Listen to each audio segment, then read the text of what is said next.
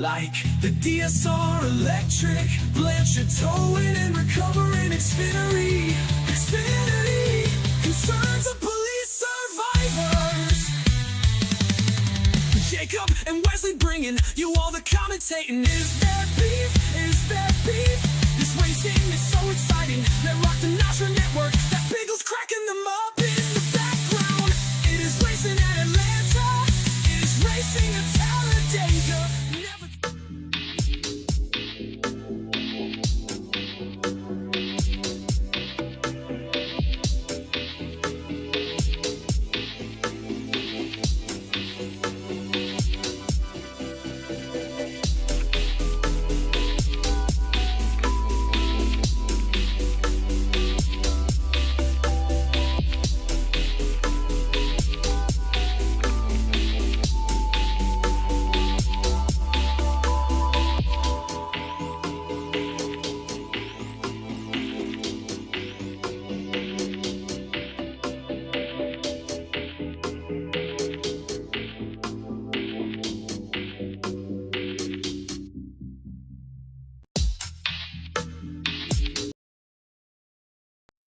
The Mania Club Champions of Hope Foundation thrives on the strength of its global community of over 80,000 passionate fans united by a shared love of professional wrestling and a commitment to making a difference.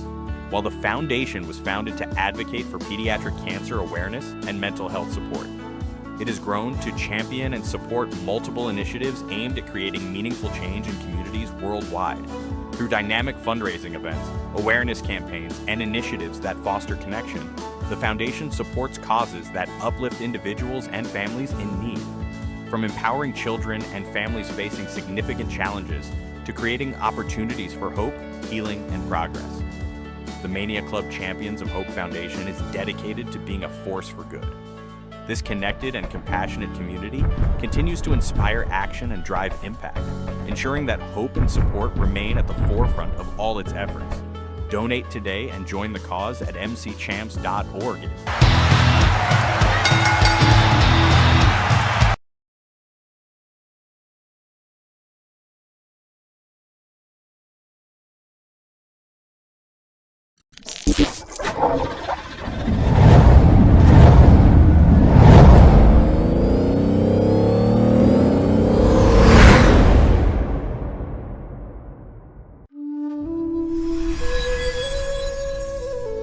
In a distant kingdom, in a magical realm, there lived people who faced dreadful drainage problems on their lawns.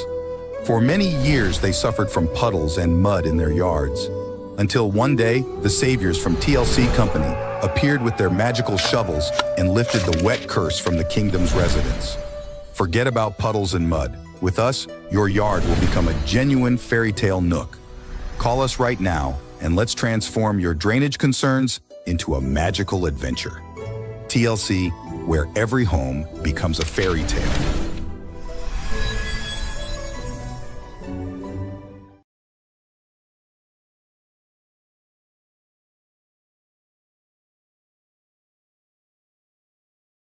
Hey, Bob Carr here with TLC. You got a outdoor lighting, landscape lighting system. Maybe we installed it. Maybe it was there you inherited in your house and you want to upgrade it. Now's the time to give us a shout. We'll come out and take a look, evaluate what you do have, tell you what you could have. Give us a shout today for all your outdoor lighting needs. We'll talk to you soon.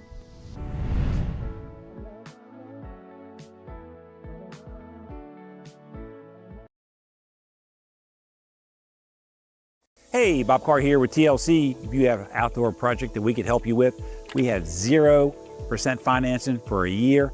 So if you have a project, you won't be using your money, why not use our money? It doesn't cost you anything. Now's the time to be thinking about that project you always wanted to get done. It might be a lawn sprinkler, might be outdoor lighting, might be drainage, and or maybe outdoor holiday lighting that you need help with. Now's the time to be thinking about that. Give us a call at the office, 410-721-2342, or hit the link below to find out more about TLC's financing options. TLC is the best in lawn sprinklers, outdoor lighting, holiday lighting, yard drainage, and more. Let us take care of your project. Get your free, no obligation estimate from TLC today. Hey, Bob Carr here with TLC. Hope you guys are enjoying this race. Let's take it down to the booth and get updated on what's going on.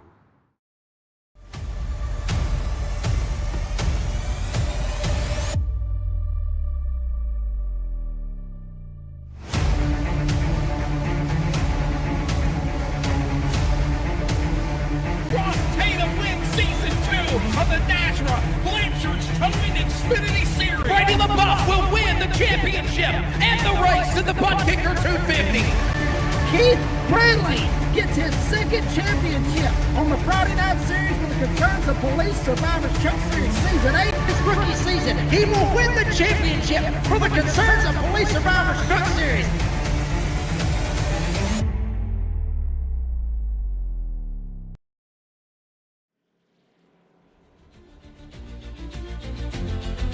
Welcome along, everybody. It's more for some NASRA Cup racing tonight here for the Champions of Hope 250. We're back at Daytona, and we're back for playoffs. So it's going to be absolutely exciting for everybody here this evening. We're going to get these drivers ready to go rolling onto the grid. I'm Dean Hopton, and Wesley will be joining me in a little bit. I will have Justin White with us until Wesley gets here, but for now, Justin will put this grid up for everybody to go over. We have the playoffs. Andrew Lowski will be on pole. Next to him, Mr. Jeff Merck, Joshua Suss in the next row behind with Matthew Cabernet. Michael Larch and Brandon Schumann will be in 5th and 6th position there. Jackson Wade on the 7th place. Alongside of him, the boss man Cody, not Brandon Broadfoot. And Buzzy Mongol will line up next to him. JJ, the 2nd, and Jacob Reeve, the redneck announcer, will be alongside him. Further down behind, we got Mr. Clapper himself. 13, Bo Tiffany, Robert Walton and Matt Holmes, Tony Burlington, Chase Albright will line next to him, Joshua Cornier, Octavio the Showman Rondeletto, and Gerard Bull will be rounding out your 21 drivers here this evening. Justin, good evening, my friend. How are you feeling this one's going to play out for the playoffs? A little nervous for the drivers who've come this far? Hope to get some points on the board. Yeah, I'm a little nervous for these boys. They put in a lot of work this season. Looks like Mr. Broadfoot dropped out due to some hardware issues, but we've got a few more guys in here. They're vying for their potential playoff spot if they win, and they've raced everything, and they'll be in. And I don't know exactly who those will be at the moment. I haven't really looked at the points, even though I kind of had admin of the points. Cody takes care of those for me, but like I said, just keep an eye on these guys. Their field strategy right now is running between 23 to 28 laps, give or take, and we have stages at 25 and 50 and cautions at both. So we'll see how this kind of plays out with the field strategy, if these guys just go, or if they save a little bit just to be on the safe side. You think with the 75% fuel capacity of the 3 sets of tires, you think they're going to be able to make it to that lap 25? Yeah, I think they should be able to if they conserve a little bit. It just depends on if you're out front or towards the back. I think if you're out front, you're going to have to be really careful on modulating the pace. You take off too quick and stay out there too long, I think you'll be about 1 lap short, considering the air resistance on these things. That's going to be really, really interesting. The drivers are making their way in the final couple of corners. Thank you very much for extending the caution period so that we can get the grid in there and everything. Once again, we should have Wesley will be coming back from his other commentating duties that he does in real life, and then he'll be here. Well, he does this in real life too, but he's going to do it for the virtual world. So let's get ready to rumble for the playoffs. Very interesting. We'll go through some of those fantastic liveries. We've got the Champions of Hope Foundation, of course, on board. Thank you very much for them. And I think at the moment, Barney's going to say green. And let's go racing with the TLC restart. Time to go racing at Daytona. Absolutely. Yeah, racing at Daytona for 250 miles. Feels like we were just here yesterday. Yeah, we were here all week last week, weren't we? Absolutely. Jeff Merck just gets a little bit of the jump up top there at the moment with Andrew Lasky started next to him. They're going to be side by side. Everybody's formed 2 rows already, just taking it easy, building up speed. I say that multiple times because you want to get that there and also get that temperature of the tires. Right, that's Justin? Yep, get the temperatures and tires. You got one guy here falling back. Some of these guys don't want to be involved up here towards the front where the potential for wrecks come into play. You also got to remember this is an older Cup car, so iRacing doesn't consistently update these things for netcode and such. So I'm sure we'll see a few incidents where guys are pushing the issue and realize, whoops, I should have done that, and they'll wreck maybe 3/4 of the field. You got to pace yourself. Once again, you've got to get yourself to those stages first. Get some all-important stage points in the playoff time. And now they've started to form a little bit of a single line there. See the top side start to drop off just a little bit and see if they're going to join themselves. We see here during our Daytona week here on the NASRA network that you really got to get into that back bumper right up there with that new change. You saw that with the esports drivers as well as some of the NASRA drivers as well too, right up in there. Closer you can get about 3 cars, you get a massive push, don't you? So much more speed. Yeah, a lot more speed. Like I said, this is the older Cup car, so the bottom line is going to be more prevalent or prevail more than the top line, like with the next gen we've seen all last week. So if you liked old school Gen 6 plate racing, or what they call super speeder racing now, this will be your watch for the night. Welcome everybody to the chat. Trisha Bruce is out there. Come on, Matty. Chase Albright. We got Brandon Schumann, who was in racing at the moment. Currently started in sixth. Justin Clapper out there in the chat. He's also racing. He's currently 8 positions up actually. So he's not really working his way back up to the field. There he is, right on the screen. He's actually sporting the Champions of Hope Foundation livery on his number 63 car. Yep, he's a big proponent for them. They do a lot of great work. Of course, they are associated with the wrestling crew. So, but they do a lot of great charity work, and Justin is definitely a great advocate for that Champions of Hope group. He's definitely proud to sport that paint scheme each week, and I'm glad to have him on board for the main Daytona playoff cutoff race. Absolutely, thank you very much for that too, Justin, and always doing it is fantastic. You saw the joy on the children's faces out there with the ad commercial that we will be showing a few times during this broadcast, and I love it. Nothing like seeing the joy of children. What you can help to contribute to bring that is absolutely fantastic. Jeff Merck, Cody Knott, side by side. I tell you what, it'd be fantastic if Cody can get a good result. He's put the effort in. It's years and years in your racing. Behind the scenes, he does so much here for the NASRA network. And what a great result would he be in the playoffs. Yeah, he needs a good run here. He's been putting in the work, and he's definitely becoming a much better race car driver over the last few weeks here. I'm not saying he was bad before, but he's definitely settling into his own racecraft and becoming a force to reckon with on the Nazi races.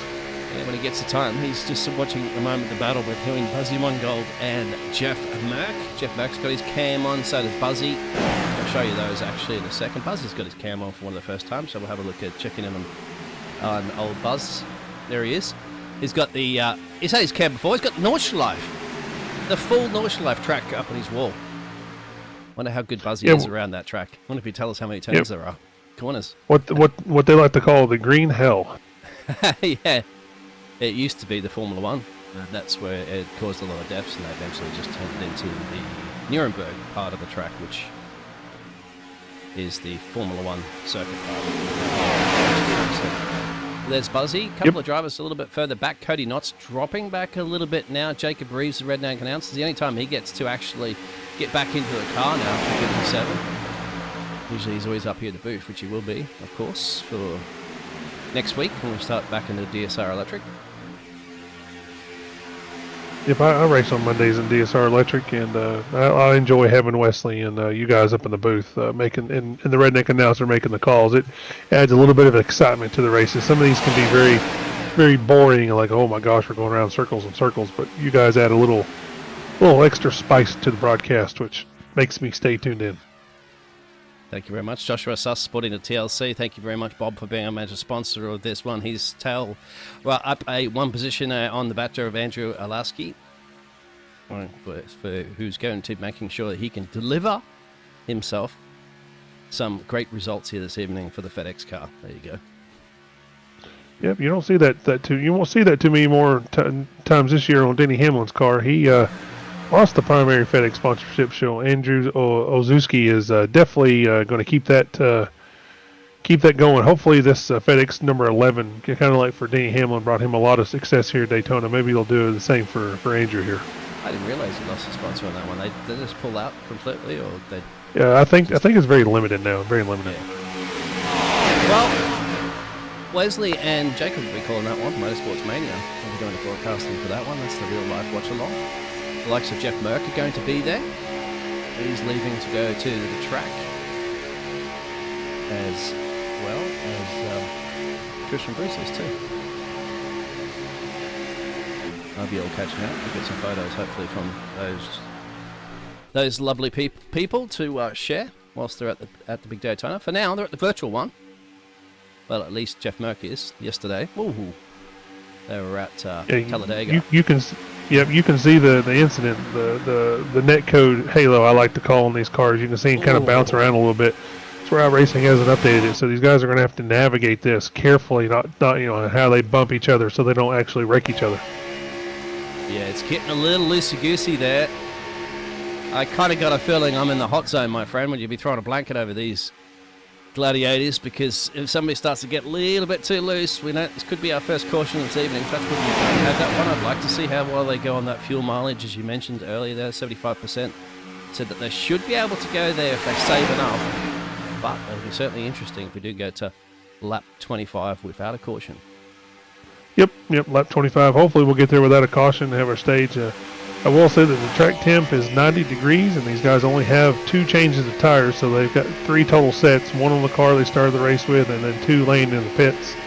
And we're running at 2:14 in the afternoon in sim time, so as the day gets hotter in Florida, you know that the track's going to get hotter and it's going to get a little slicker, a little more harder to drive, even with this thing being nice and smooth when they repaved it. This Daytona, when they rescanned it back in 15 or 16, it definitely has some character.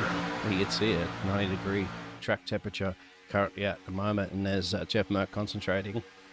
He's moved his camera for us from yesterday. He's got his little poster up on the wall there that he got that has his victories that he has before there, the previous champion here in NASRA. But at the moment, just going to concentrate around the outside there. Buzzy Mongold is on his inside, as your spotter will be telling you, inside. There's that outside lane start to run, but you did say, Justin, that with these cars, it's more the inside that gives you more of this. Yep, with these Gen 6 cars, the inside lane is most prevalent. I will say that if you do get enough cars and you do get pulled up nice and tucked up behind each other on the outside, you can make it work. But it all depends on that third car and how much of a aero push they put on the second place car in that line. We'll get it going at the moment. Andrew has been leading almost every lap of this race currently at the moment. He put it up right up the front where he's currently running at the moment. Joshua Suss happy not willing to risk it for the biscuit, go up on the outside line just yet. You don't need to. You've got plenty of laps up your sleeve before we get to that stage 1. Champions Jeff Merck here. Yes, sir. Yep, Jeff Merck right here is an excellent super speedway guy. You can clearly tell he's making that outside line work and he's driving to the front right now. Changed his livery as well too again, Jeff Merck. But here he goes. There's that high line. Start to get going. But I don't know. You got to get to just behind Jeff Merck. You got to whoever that is needs to give him a push. He wants his MTV. There it is. A little bit of a push now to get him going. Otherwise, you'll scrub off so much speed. Jacob Reeves is right in there for the 57 machine, third on the top. Got to catch up to them and give him a push. But Andrew there still hugging that inside apron like his favorite, like you hug your favorite grandma. Knows that it's the key place to be. We can see whether or not Mr. Super Speedway, Jeff Merck, can get that. There's that nice push from the 19. Got to be careful, but don't want to be doing that during the corners, my friend, but easy to turn a car. Yep, easily. You want to kind of push on that right side, not the center or the left side, because you will spin them around, but you can clearly tell that 19 is hooked up to the back of that 60, and there goes the bottom lane hooking back up here. As they roll off down into 3, they're going to be door to door as they enter 3.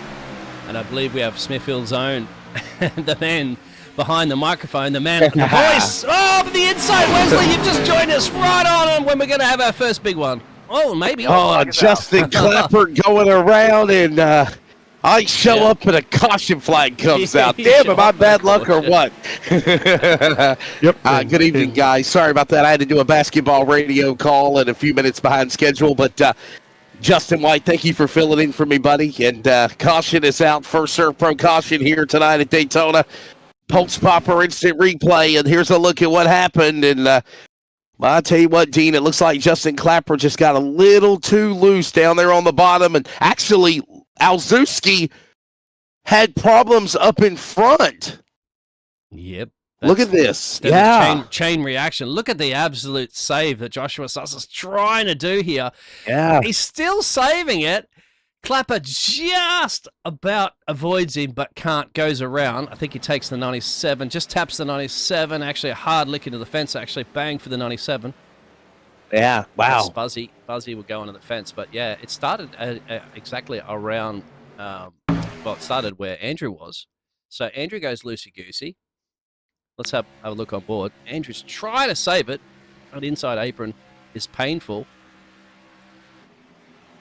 Alzewski saves it as well in that number 11. Yeah, here it is. As we are under our first serve pro caution of the race. And it's right when I show up. Here's a look at it one more time on the replay. That's Alzewski in the 11, Merck up top, Garrett up high. There's a little shot there to the rear of the 11 from Suss. Suss had White get into him. Or actually, I'm sorry, that's the number 2, I believe, of Michael Larch. Yeah. Yep, and then there you see the trying to save. I'm actually just wondering if he could have saved it. He might have saved it actually. Yeah, he did. Yeah. Let's have a look on board because you can see. I think he saved it. I think he did. I got to give him. Yeah, he saves it. Look. Yeah. He's off track, but he still saved it. Absolutely fantastic driving, for sure. I'll give him credit for that. So. That's our first caution. Apologies for being late, everybody in the audience. I had a radio broadcast for basketball I had to do, a doubleheader.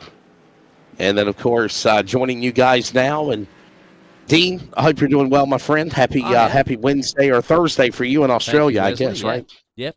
I think we'll just quickly take an ad transition. Of course, we'll take an ad break, and then we'll have to see check in on how Bob's doing this evening. So we're going to say there we go. Bob, TLC, one of our big sponsors for the NASRA Cup Series. This is the final race before the inaugural playoffs, and we're back from Daytona next. Hey, Bob Carter with TLC. Spring's upon us. If you got a wet yard, it's not going to get any better. Now it's time to give us a call. Let us come out and take a look at your drainage problem in your property. We can get you a solution. The dogs, the kids be tracking in mud. Mom will be mad, so give us a call. Give us a shout today. Talk to you soon.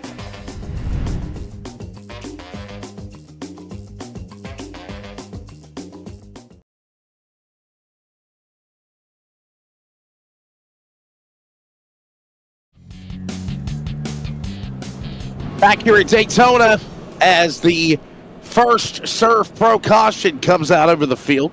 Here's a look at the schedule. And I believe there's a mistake because obviously the playoffs begin after Daytona. This is the final race of the regular season tonight. Yeah, so, I believe so as well, too. Well, perhaps we'll check that also with Justin. We'll get our buddy Justin. Let's get our buddy Justin White in here real quickly. Yeah. Justin, by the way, man, thank you so much for covering for me until I arrive, sir. But I'm trying to remember, isn't this the last race of the regular season before the playoffs begin? Yes, sir. Right. This is. Okay, so that schedule is not correct, Dean. It's the final points race of the regular season is tonight, and then we go to Vegas next week for the playoffs. So, yeah. Justin, what's your take of the first season and ready to see what the playoffs will entail whenever we get it started? I'm excited, man. We've got some guys that are really fighting here for these playoffs, and I know that we have a limited field tonight. You got to remember, this is Daytona week. Everybody's Daytona'd out from last week from us running the NASRA 500, and then now we got guys going to Daytona for the real life thing. Yeah. So, everybody by the end of this week is going to say, I don't want to see Daytona for a long time. And that is completely rightfully so. But some of these guys are, I like having the Super Speedway as a cutoff race. It adds a little bit of mystery to it, a little bit of 200-mile-an-hour chess game, if you want to say. I'm not sure that we'll return with the Gen 6 car on a cutoff race. I think we'll have something a little more updated next time around for the cutoff race, so there's a little bit more predictability to it instead of just iracing saying, well, here's a car that we used to race and it's got some netcode problems, but good luck. Justin, real quick, though, you've got drivers go ahead. Go ahead, Dean. A P next to the padlock. Remember, we have so many race winners in this series. What does that P at the padlock next to it mean? Looks like the P, they are locked in. They have made it on points. Right. They are locked. So they're locked in on points. 16 drivers locked in on points. That's absolutely crazy. So basically, by night seeing, there's 4 more spots up for grabs, Justin, and that's it. Yep, and Greg Vial is not here. He is in Daytona, so there is one more spot that is open. So there you go. Well, buddy, I'll let you get back into race control. Thanks for what you do, and we've enjoyed covering the Cup Series, no doubt. Yeah, appreciate you. Thank you. NASRA Cup Series Director Justin White there as we go back to a TLC restart zone. Remember, we took off last week because we were here at Daytona for the NASRA 500 Speed Week. And obviously now we settle ourselves in for a restart. One caution after Clapper went around. Guess who wants his MTV? And look, yes, he loves his MTV. Little Dyer Straits up in front with Matthew Garrett. A Garrett. little bit of a push behind. Oh, we're wrecking. Suss is not getting away with this one. Joshua Suss is airborne. Crashes on top of Larch. Alzewski and others crashing off 3 and 4. Caution is out. Clapper involved in another caution. And Larch, some of these all these drivers are running at the front. Previously now, mate, how things have flopped upside down currently in a moment. I wonder if it was also Octavio, our showman, into this one, my friend. There's a few drivers involved. Man, Wesley shows up and 2 crashes happen back to back, Dean. Really? I think we all have 2 different ones. Let's have a look. This is around... I think Octavio's just avoided this one. We'll go back to, I think it's around Justin Clapper. Yeah. Oh, it's 11 up the road. It's actually... There's Larch, Alzewski, there's Suss. Watch Suss. He gets airborne. Look at Suss. Now, let's say he got up in the air. He didn't flip, but he did get airborne. And look at him. He'll go over the top of the 2 of Larch and then came back down over it. And then the 16, the Trotter, Clapper, other cars pile in. Man, that's Joshua Corner, by the way, the 16. Here's another look at it again. On Andrew, bang, he gets into the 60, just a little bit of a push to the 60. That's not too bad, but it's here where he gets tagged from Michael Larch, it looks like, and that sends him into Joshua Suss, unfortunately involved again in another incident, and that's put Joshua Suss right on top.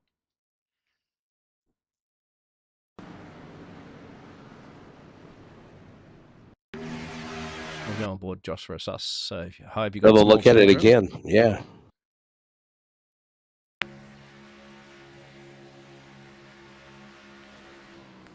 Oh.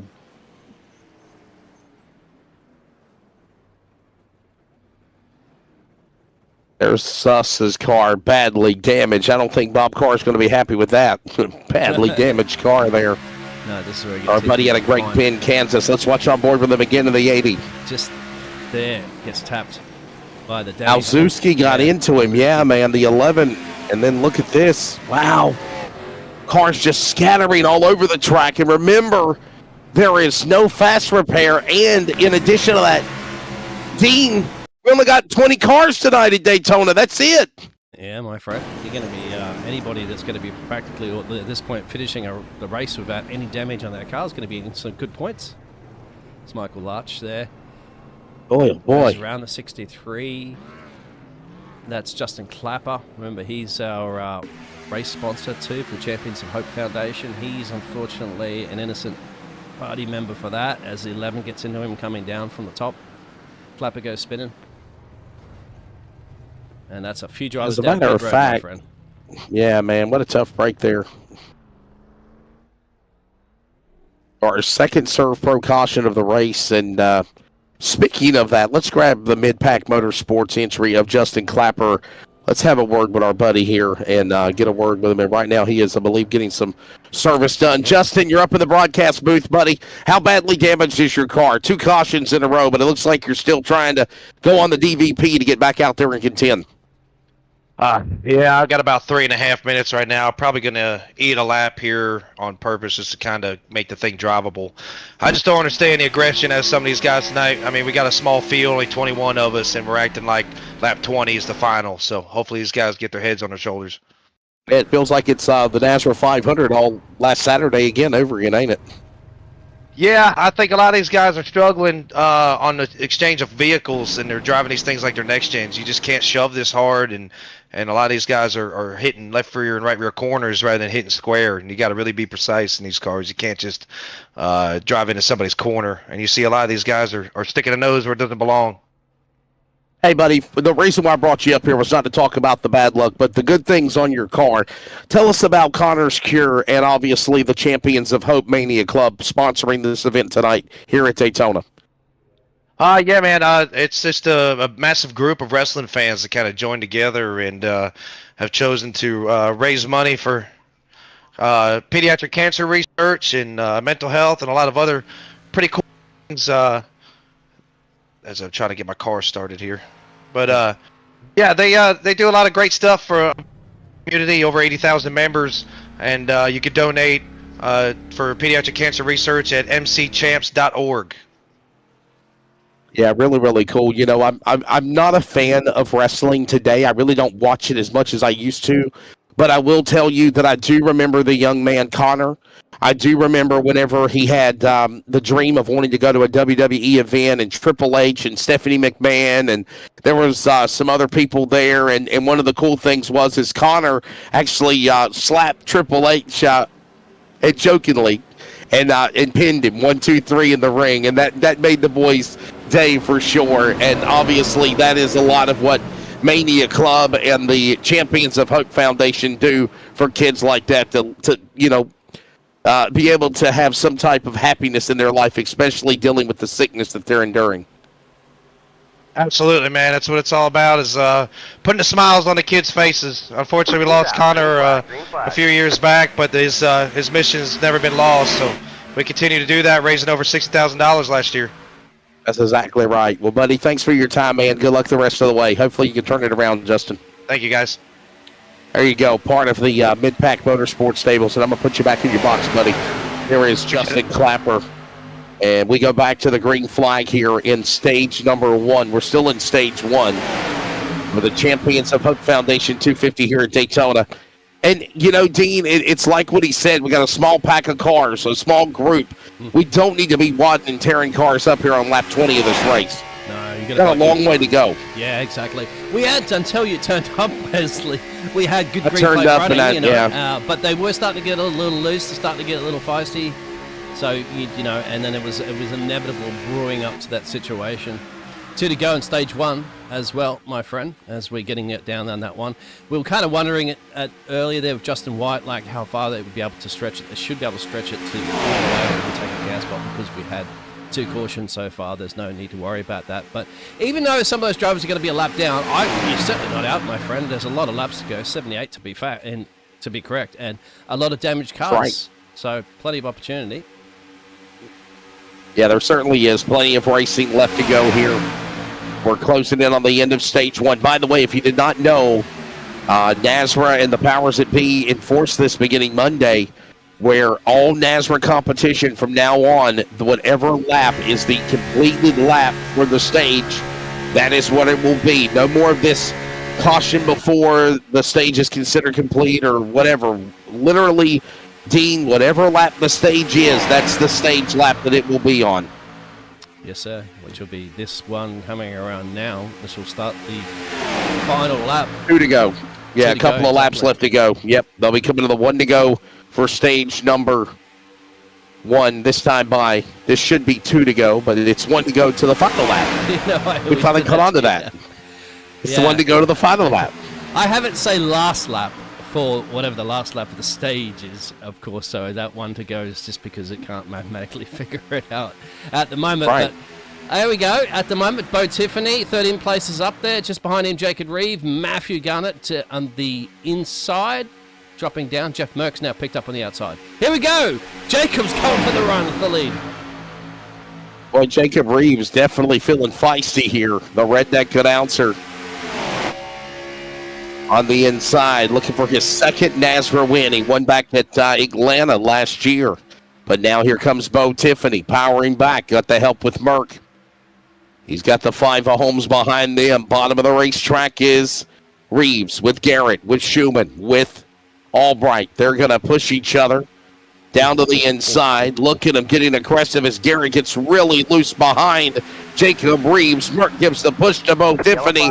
Bo Tiffany will win stage 1 here at Daytona in the Champions of Hope Foundation 250. First stage in the books. You have a look at that one, but at the end of that one, it was basically they were just pushing each other a little bit too much. Got a little loosey-goosey, did Jacob. And it caused a little bit of a rebound, a pinball effect behind them. And of course, Bo Tiffany had that outside line. They were neck to neck, but because he didn't get loosey-goosey, he had the speed, had the momentum, and he has the stage 1 completion for the bncbees.com, number 35.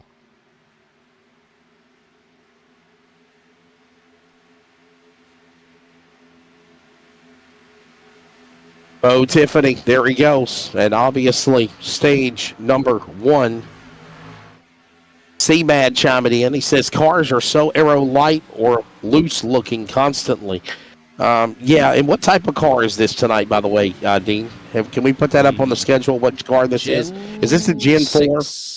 The Gen 6 car. Okay.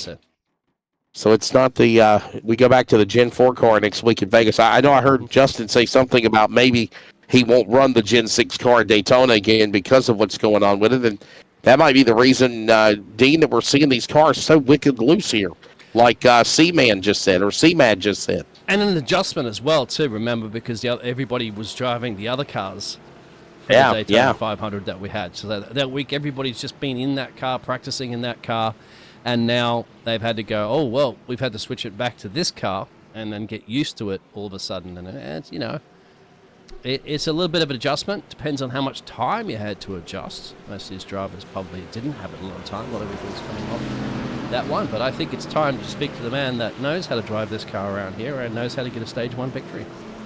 Yeah, let's let Bo Tiffany come down pit road first. I think they're going to be coming down to pit lane here in just a moment and make whatever adjustments that they need to.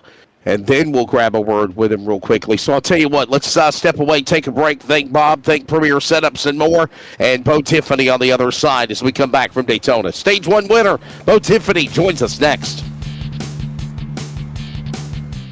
The Mania Club Champions of Hope Foundation thrives on the strength of its global community of over 80,000 passionate fans united by a shared love of professional wrestling and a commitment to making a difference.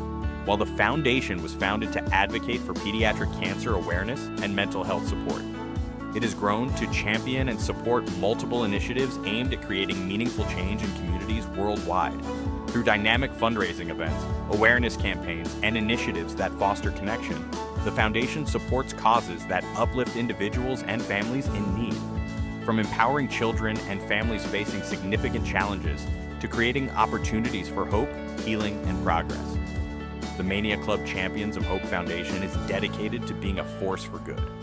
This connected and compassionate community continues to inspire action and drive impact, ensuring that hope and support remain at the forefront of all its efforts. Donate today and join the cause at mcchamps.org.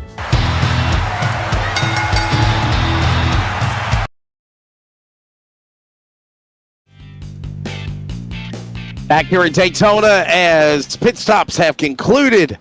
And the stage 1 winner, Bo Tiffany, joins us now from Corning, New York originally, now resides in Mebane, North Carolina.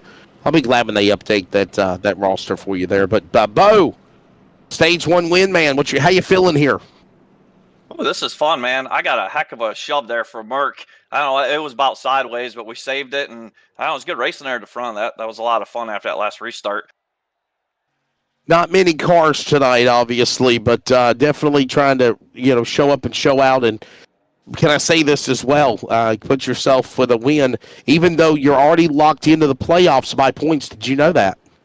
Yeah, I'm kind of looked at it coming into it. Obviously still the objective is get stage points there. Stage wins, that's bonus points, log the win. Because when the points resets, the wins do play a big factor into that. Dean, you got anything for our buddy, Mr. Bo Tiffany, with the mid-pack? Oh, it was getting a little antsy for a lot of the drivers earlier. There was a couple of cautions when we don't think there necessarily needed to be the cautions because we've still got a lot of racing to go. Mate, it's just got to keep it clean, isn't it? Because no fast repairs. A lot of drivers have got damage on the car, so they keep going down to pit road to chip that out. It's just a matter of bringing it home, isn't it, my friend? And you could be spoiling some other driver's party of trying to get their way into the playoffs this evening. Yeah, you just got to manage the run. I mean, this car, you got to figure, it's not the primary Cup car anymore, so that, they're not updating it anymore, but they gave us a really good setup here, so it drafts really good, it handles really good. You just have to manage the runs and watch the checkups, and, we'll be all right. It's kind of similar, the 500 races last week, same thing, managing the runs and where you got to work with guys and when and where to push. Hey, one more question. We'll let you go, Tiffany. I know you're getting ready for a restart, but how's your leg feeling, man? I know you had some surgery. How you feeling, the last couple of weeks? Obviously, I know you said you had a little pain. Is it getting better for you?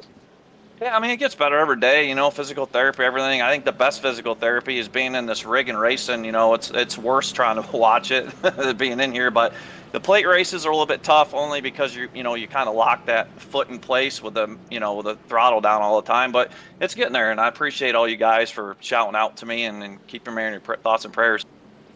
Always, buddy. Good luck the rest of the way. Thanks for your time. Yeah, thank you, guys. Here you go, stage one. That is the Gundog Motorsports band right there along with Bo Tiffany. And he'll be ready to bring them back to the green flag with others as we get ready to move into stage number 2. Presented by the Glass Mechanic. TLC Incorporated Restart Zone. They roll. Pace cars in. We're underway. Stage 2 at Daytona. Already, my friend, exactly. The Glass Mechanic Stage 2. Jeff Mack, Matt Holmes, Jared Poole, Chase Albright. There's Bo Tiffany in the P4 position currently at the moment. Joshua Suss just shouted out there as well too, so he had to make a lot of steering ratio and I can't read that from over there, sorry, something adjustments to make his car feel stable. I'm not sure, Josh, are you still in there? You're showing us in pit roads there for 15 minutes or so. Are you going to be heading back out or not? Please let us know. Yeah, what a tough break there for the driver of Joshua Suss. Missed the first caution, got collected in the second one. And obviously Suss still behind the wall as right now we see Poole leading the way. Not for long, though. Garrett down on the bottom. Tiffany right there behind the 6. And Merck goes to the lead on the outside in 2. Wow, just jumps up. It's like he loves his super speedways, that's for sure, hasn't he? He really does. He loves running at the front. He don't like running at the back in super speedways. That's the safest place to be. In Punta Gorda, Floridian there of the Merc Star. Mama Merc will be happy with the way that Jeff Merck's runs have been of late.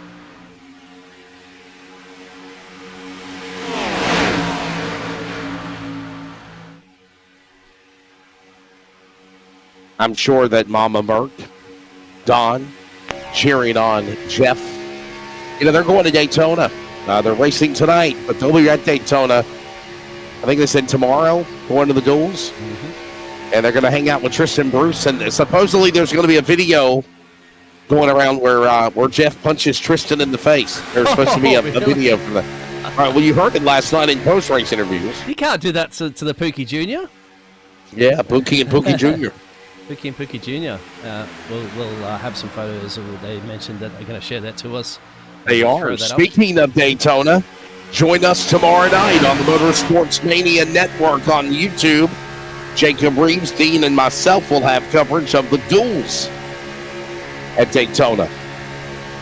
Coverage begins at around 6:45 tomorrow Eastern Time on the Motorsports Mania Network. Hit that subscribe and like button as much as you follow NASRA to keep up with the coverage tomorrow night. And Dean, didn't you say somebody's covering the trucks race on Friday? They were going to, unfortunately, but because of my commitments to go up and see my brother, I can't broadcast that one. They were going to, but they will for the next one. Trucks. And then Indy, of course, Formula One. Whoa! Ho, ho! Tiffany. What a save.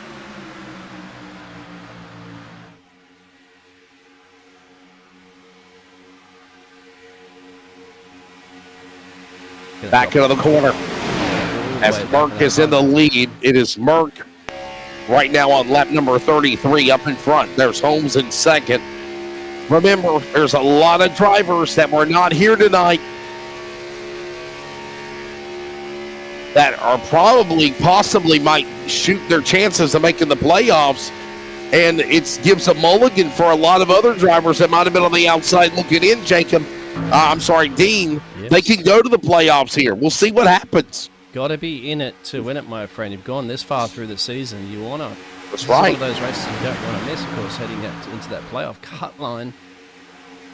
And certainly, but some of these drivers, we're trying to get an idea on who specifically in this field. A couple of drivers are a lap down. Our pole sitter Andrew is Joshua, Robert Walton, and Michael Larchman are a couple of laps down. But considering, remember, the no fast repairs, and if there's another big wreck, you're right back in it at no time. The Sweet 20 opening round of the playoffs begins next Wednesday night, and it will be at Las Vegas. Vegas road course racing at Watkins Glen and Bristol, baby, the short track Bristol, to round out the Sweet 20 schedule of the playoffs. Then we go on to the Elite 12 semifinal. That'll be held at Darlington, Talladega, and Phoenix Raceway. And we go to Auto Club for the championship finale. And that'll be in April. So we've still got a couple of months of racing left to go. Yeah, and then we head to Long Beach. I want to see the cars throwing around Long Beach. They won't allow me to do that. I take away all the tracks that I like. You like road courses, don't you? Being from Australia. I like those ones with the concrete barriers right next to you. Exactly. You got no runoff area. Watkins Glen, you got a runoff area, my friend. I want these concrete barriers, mate. You make a wreck around that fountain. You go over the fountain. I've seen cars go over the fountain before. It's certainly fun. I never thought about that before. Thought of it that way. Well, that just takes ultimate concentration at a different level, of course, on road courses. This takes ultimate concentration on super speedways because of the slipstream, the vacuum effect that sucks you into the cars. You got to give them a little bit of a bump. Whoa! Not like that. Whoa! That is massive. That is, unfortunately, the redneck announcer. And we've got another flip car. Jacob into the fence. Boy, I think that's Jackson Wade flipping barrel rolling in the 96, and I believe Jacob Reeves just got tore up from the floor up also. The car doesn't look too bad considering that. Wow. I think we've just tallied up more flips than that we had for the whole Daytona 500 right here tonight. We had three. Well, we had three. I think the flip count was 3. Yeah, we just saw about 5 flips from both these drivers. Let's go back and have a look what happened to Jacob first. Another yellow flag presented by Surf Pro. And let's take a look at what caused our 4th caution here tonight at Daytona, presented by Pulse Poppers. Wow. Oh, boy. Oh, no. And then Jacob no. into the fence. Jacob Reeves just got clobbered, man. Oh, my goodness. And it was Jackson Wade, wasn't it? Yeah, look at Jackson Wade's the one that flipped. Watch Jackson Wade. Bounced off a Buzzy Mongo. Wow. On his lid. Oh, I believe I can fly. Wow. That's probably one of the biggest flip counts I've seen in a long time. From another angle, not on board with Jackson Wade, so nobody gets dizzy. Get your Finnegan. Get your look at this. Man. Get your Finnegan ready so you don't, Dramamine ready so you don't get sick. Well, yeah, Jacob's car is pretty smashed up at the front, actually. He's missing everything. No. It's not over yet. It's not over by any means. Yeah, we're not done crashing. Look at this. Down the banking goes Wade. And he, oh my goodness, man. The bottom of the apron just let the car lift off and just accelerate end over end over end. And we're seeing it in slow-mo. Let's put it in fast time now, Dean. Yes, sir. Let's stay with this same camera angle and go in fast mode and see what it's like here. This is in real time. Bo Tiffany into the 96 of the kid. On his own there, yeah, I'd say. This is in real time. Watch this. Not done yet. Watch this. Look. I haven't seen a car. Oh, my like goodness. that in a long time. The engine's completely cooked. And his day may be unfortunately done. That'll be a lot of repairs to do. A lot of drivers are down in pit road at the moment. A couple of other drivers may get involved now. Actually, they're still chipping out some of those repairs from last time, from one of the previous wrecks. Jacob Reeves is down there now. Bo Tiffany. Don't think Bo Tiffany was involved in that one. Octavio hasn't Tiffany gave the bump. Yeah. Oh, Tiffany gave the bump to Jackson Wade. I don't want to say it was intentional, but he did get into the back end of him. And let's check in with our buddy, the redneck announcer. Jacob, are you ready to retire the helmet and come back to the booth yet?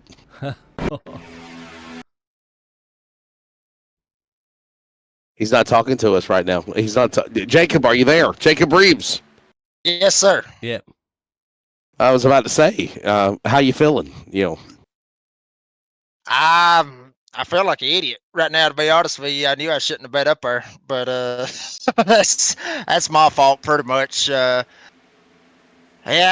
guess Bo just sent 97 into the corner or whatever, and he just snapped loose, and Randy went, and we got lucky. We only got like 30 seconds required and about 3 minutes optional, so looks like we're going to be able to fire this thing back up and get back out there. So is it not that badly damaged? We still got about 3 minutes optional, but, to be honest with you, I mean, we had 3 minutes optional when we had the season opener here when we was in the next-gen cars. We had about 4 minutes optional when we got packed in the back end and still come back and finish third. So, front end we'll find out. We'll find out here in a minute how it looks a lot worse than it seems. seems, I guess, Jacob. It looks a lot worse than it seems. I haven't even went out of the car and looked at it. I didn't want to. I was scared to look at it. So, but it looked like it was going to get up to about 180 mile an hour by itself, and that's what you need to have in these cars. So it still got some speed in it. We'll just keep chipping away at it and see if we can get a couple cautions. Maybe we can get her fixed and get back up the front. Jacob, obviously, how does it make you feel though, knowing that whatever happens here tonight, you got to lock in for the playoffs? You're in the playoffs. Yeah, man. I mean, I'm very tickled about it. I mean, past couple of weeks, or past couple of races we've had haven't been too good at showings. I mean, we wasn't at Texas because we have work, and the Chicagoland kind of bit us in the butt. We kind of screwed ourselves on that one, but I mean, lock ourselves in. We're still gonna be racing for a championship regardless of what happens here tonight. So I'm just happy to be back in the racing seat. I ain't been in this racing rig in 2 weeks. I'm happy to be back in this thing and being back out here with some of these competitors and trying to go for a win. Did Lucas Lyons change your car up any? Has he done anything altered to it? He sent me a paint scheme. I don't know if I'm going to run that one or, well, obviously I'm going to run it because he can't drive my car anymore. But he sent me another paint scheme and told me if I wanted to, I could drive it and everything else. So, he altered it a little bit for the next-gen car. Maybe I'll get to run it in about 2 weeks when we go to Watkins Glen. There you go. Thanks for your time. All right, we'll put you back in your box. Who are you with? Blue Line Racing. Thank y'all. Blue Line Racing, the redneck announcer, Jacob Reeves.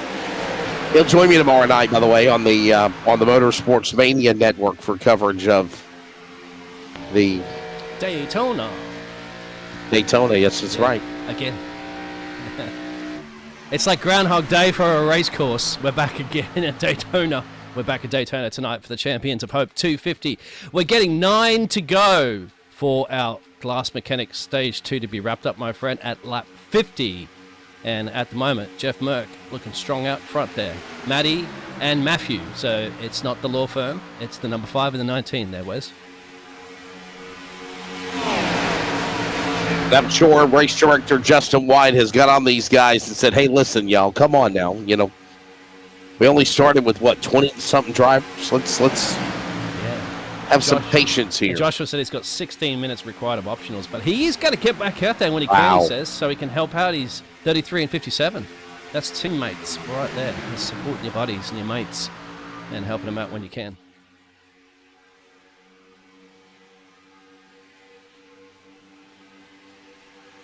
And I say definitely do that there, Wes, because, we've had a couple of big wrecks so far. We've got cars that have probably taken the NASRA flip record. No, you're right, man. It's been a flip count tonight for sure. It's flipping fun. to a degree, not for all drivers, but for the drivers that aren't in those wrecks at the moment, that'll allow them more opportunities to steal more crucial points here in the playoffs. Jeff Merck's in the lead at the moment with a handful of laps to go now of our stage 7, to be correct. Merck in the lead. There he is, of course. Jeff Merck coming off a win last night, if you thought about it. Winning, of course, at Talladega in the Blanchard Towing Xfinity Series. Yeah. Where's his better half out there this evening? We haven't seen Dawn trying. Tristan Bruce, I don't know where T-Bruce was chatting earlier. Yep. He popped in turbo. Yeah. A bit of a chin wag. He's not racing, though. He's not racing, no. He's waited Daytona. But where's Dawn? And believe it or not, Dean, Jacob Reeves is back on the track. Yes, he is. And he's still on the lead lap. He's still on the lead lap. I can't believe it. He is. That is impressive. Amongst everything he had going on, he's still in the lead lap in 12. Joshua Suss did come back out again for a lap or two, but he must have felt the most damage to the cars, so he's jumped back in at pit road. Jackson Wade's also in pit road for about 7 minutes and change. But yeah, absolutely, Jacob Reeves, he's, hard lick, smashed the whole front wheel off. Good repair crew down there for the 57 door bang download machine. They got it all slapped out there, got the duct tape patches out and fixed it all up and got him, as I said, running on the lead lap still. With 57 laps to go, mate. It was almost at that point before we cross the line. Tristan Bruce says, I'm sitting on the beach right now in Daytona. There you go. Why are you not at qualifying night, Tristan? Ain't qualifying tonight at Daytona? Ain't they qualifying? That's tomorrow. Is it already done? No. Qualifying is tonight for the 500. Oh, tonight. Yeah, okay. I've got it in my... The duels are tomorrow night. We'll have it on Motorsports Mania Network. So, yeah. Yes, sir. Checking my NASCAR media PR account to see where they're at right now. Thursdays today. I am confusing you, right? Well, today was 2 rounds of practice for the Cup Series, and the qualifying for the 500 locks up the front row. However, everybody else runs the duels tomorrow night. That'll be fun. 4 to go now. When's Matthew going to, who's up 14 places too at the moment from Matty, the number 5 machine. When's going to look at making a run here on Merck? By the way, Chase Briscoe. How about this, Dean? Chase Briscoe said fast time. Driver, of course, of the number 19 out of Mitchell, Indiana. The Bass Pro Shops Toyota on the pole for the 500, 49.249 seconds over Austin Cindric, who's a former winner of the Daytona 500 from Mooresville for Penske at Discount Tire Ford. They're on the front row for the pole spots of the duels tomorrow night. We'll have them for you on the Motorsports Mania Network from real Daytona, radio-style call. Jacob, myself, and Dean tomorrow night. As right now we're closing in on the end of stage number 2, presented by the Glass Mechanic. Dean and Jeff Merck is easily up in front in the number 60 machine. And his concentration levels, when you see fighter pilot Jeff Merck, as we like to do it, he's cool, calm, and collected very much today, isn't he? Doesn't he? He's handling this situation. I think coming off that race win now is just giving him so much more of a boost of confidence. He already knows he's got the speed. He already knows he's very capable of winning races, winning stages. And at the moment, unless anybody's going to look at running a second line up there at the moment, he's got the inside line, and according to Justin, this is the strongest place to be with these cars.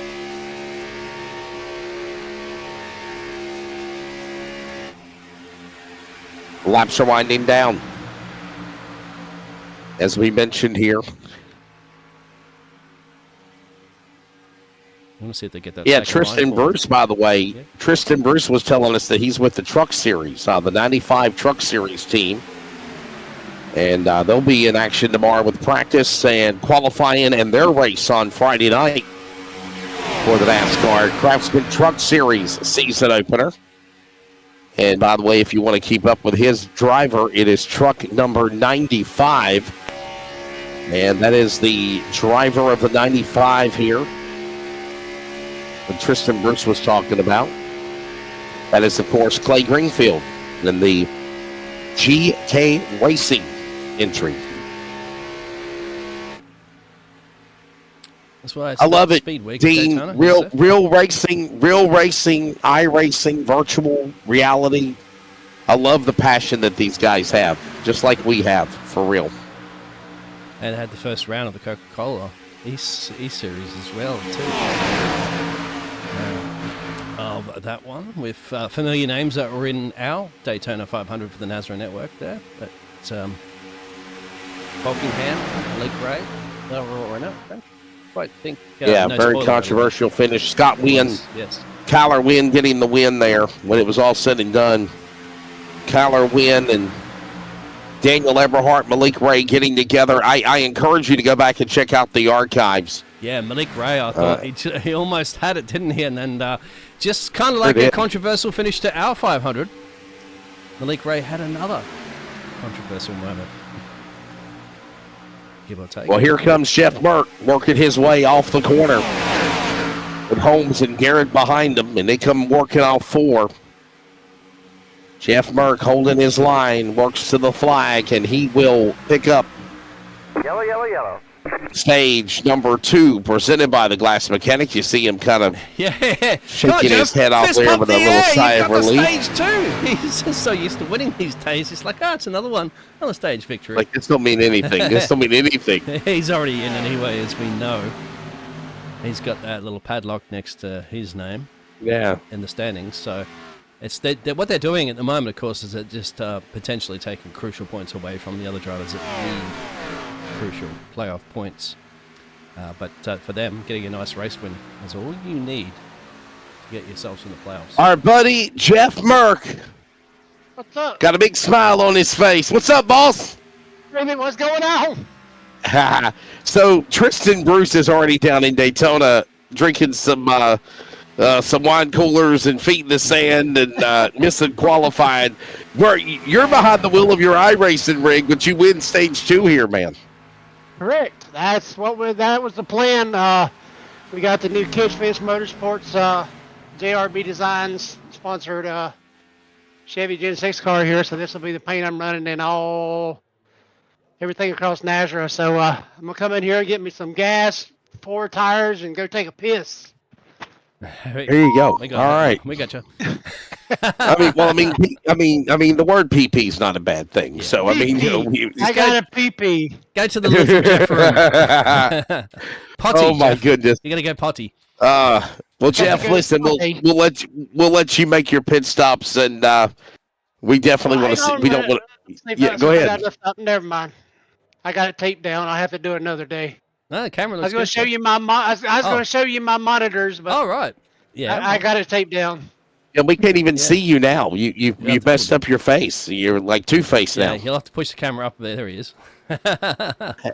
Don't run into the pace car, How about there? Don't run into the pace car. There you go. It's a lot better. There you go. Hey, what's your take of the first half of this race? Is we'll let you come down pit road real quick, make your adjustments, and then we'll be right back with Jeff Merck. Go ahead.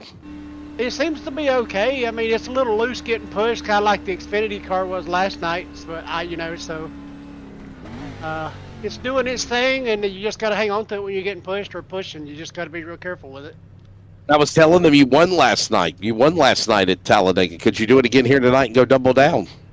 I wouldn't hurt my feelings any. There you go. All right. Well, buddy, we'll get you off camera. Go pee-pee. Yep. Good luck there. Good luck the rest of the way. Bo Tiffany, ladies and gentlemen, stage 1 winner. Jeff Merck is your stage 2 winner, and we are stepping away to go PP as well. Back with more from Daytona coming up next for stage 3.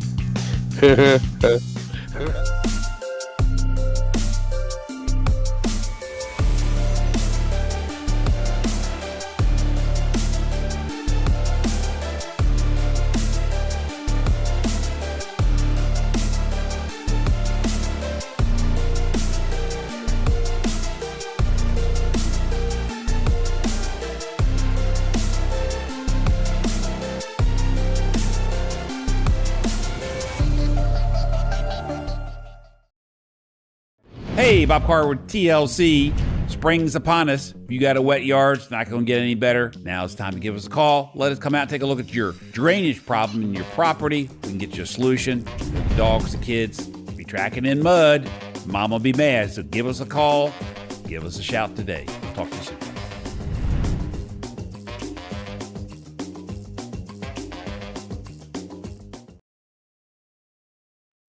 The Mania Club Champions of Hope Foundation thrives on the strength of its global community of over 80,000 passionate fans united by a shared love of professional wrestling and a commitment to making a difference.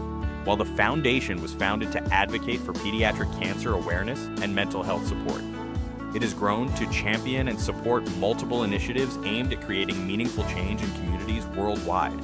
Through dynamic fundraising events, awareness campaigns, and initiatives that foster connection, the foundation supports causes that uplift individuals and families in need. From empowering children and families facing significant challenges to creating opportunities for hope, healing, and progress. The Mania Club Champions of Hope Foundation is dedicated to being a force for good. This connected and compassionate community continues to inspire action and drive impact, ensuring that hope and support remain at the forefront of all its efforts. Donate today and join the cause at mcchamps.org.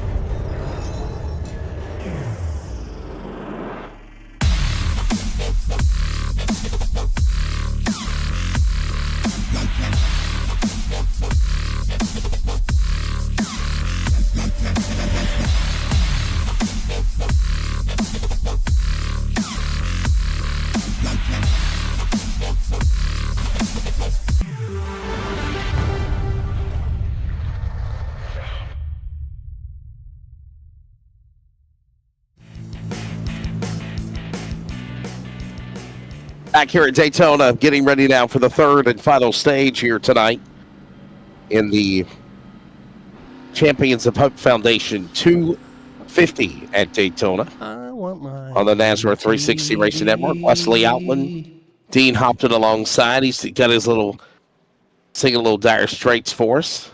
MTV. I want my... What if Matthew sings that when he gets the if he gets the race win here this evening? We'll find out, Mr. Matty. Find out. We'll talk to him the next caution, see if he sings it in his head. He might not even know what the hell song that is. Let's go back to green. Back to it again here at Daytona. And we're in stage 3 as they go back to the TLC restart zone.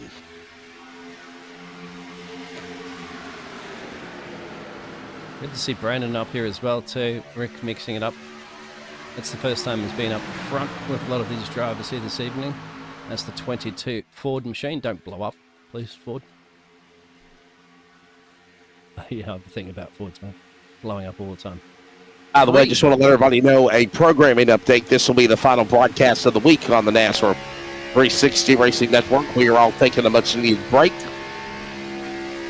We will not be broadcasting the Clash at Daytona on Friday night. Yes. For the Concerns of Police Survivors Truck Series. I'll be on the road, my friend, so I unfortunately can't broadcast it. Plus, we're all so busy this. But of course, back for the following week there for the Concerns of Police Survivors. That'll be out. Of course, next week we're back for DSR. Of course, Blanchard's Towing and Recovery Series, and our first round of playoffs this NASRA Cup Series. That's exactly right. It'll be in like round 5 of the season for the DSR trucks. We're in the playoffs for the Blanchard's Towing Xfinity Series and the first round playoff. Check out all the for the NASRA Cup Series. Yeah. Cup Series will start at Daytona next week. Look at Buzzy Mongold. Do you see all the flags he's got back there? He's got checkered flags. The racing flags. All the racing flags. Absolutely fantastic. Yeah, racing flags. Which one do you want to We see? need to have a flag school with Buzzy. We need to have a flag school with Buzzy Mongo. Yep, you can see him communicating at the moment. He's got the fan blowing on there because his computers, trust me, I know that for a fact. He's put out so much heat. Dean, is that Bathurst on the wall? Is that the track Bathurst? Nordschleife. That's the big green hell, they call it, the forest track that in Germany. That's the one you get to see all those Nordschleife. Yeah, it's about 160 something corners. You'll see a lot of YouTube videos on crashes and There's some famous Micha, I think his name is a famous YouTuber that takes people's cars. You can pay him and drive your car around the track. It's a real track? Yeah, real track. It's a public track. You pay and you go and race around it. You just do 160 turns. Holy cow! Yeah, it takes about 15 minutes plus or something like that to do the whole thing. But a lot of people do it. Yeah, you got your road car. You can pay and go in there. You've got rules and regulations, of course, like that. If you crash, you have to pay for certain things. They have marshals around there, but it's a thing that a lot of people in Europe do. They drive all the way across Europe and take their car there. They do the 24-hour. I think they do a racing event here on iRacing. I watch live too. GT3s and all that sort of cars, mate. Garrett's up in front. Matthew Garrett. He wants his MTV at Daytona. And right now he leads it in that Chevrolet. 4 Chevrolets in the top 5. A Ford now with Bo Tiffany. Moving up to 4th, battling the Dr. Pepper machine of Schumann on the inside.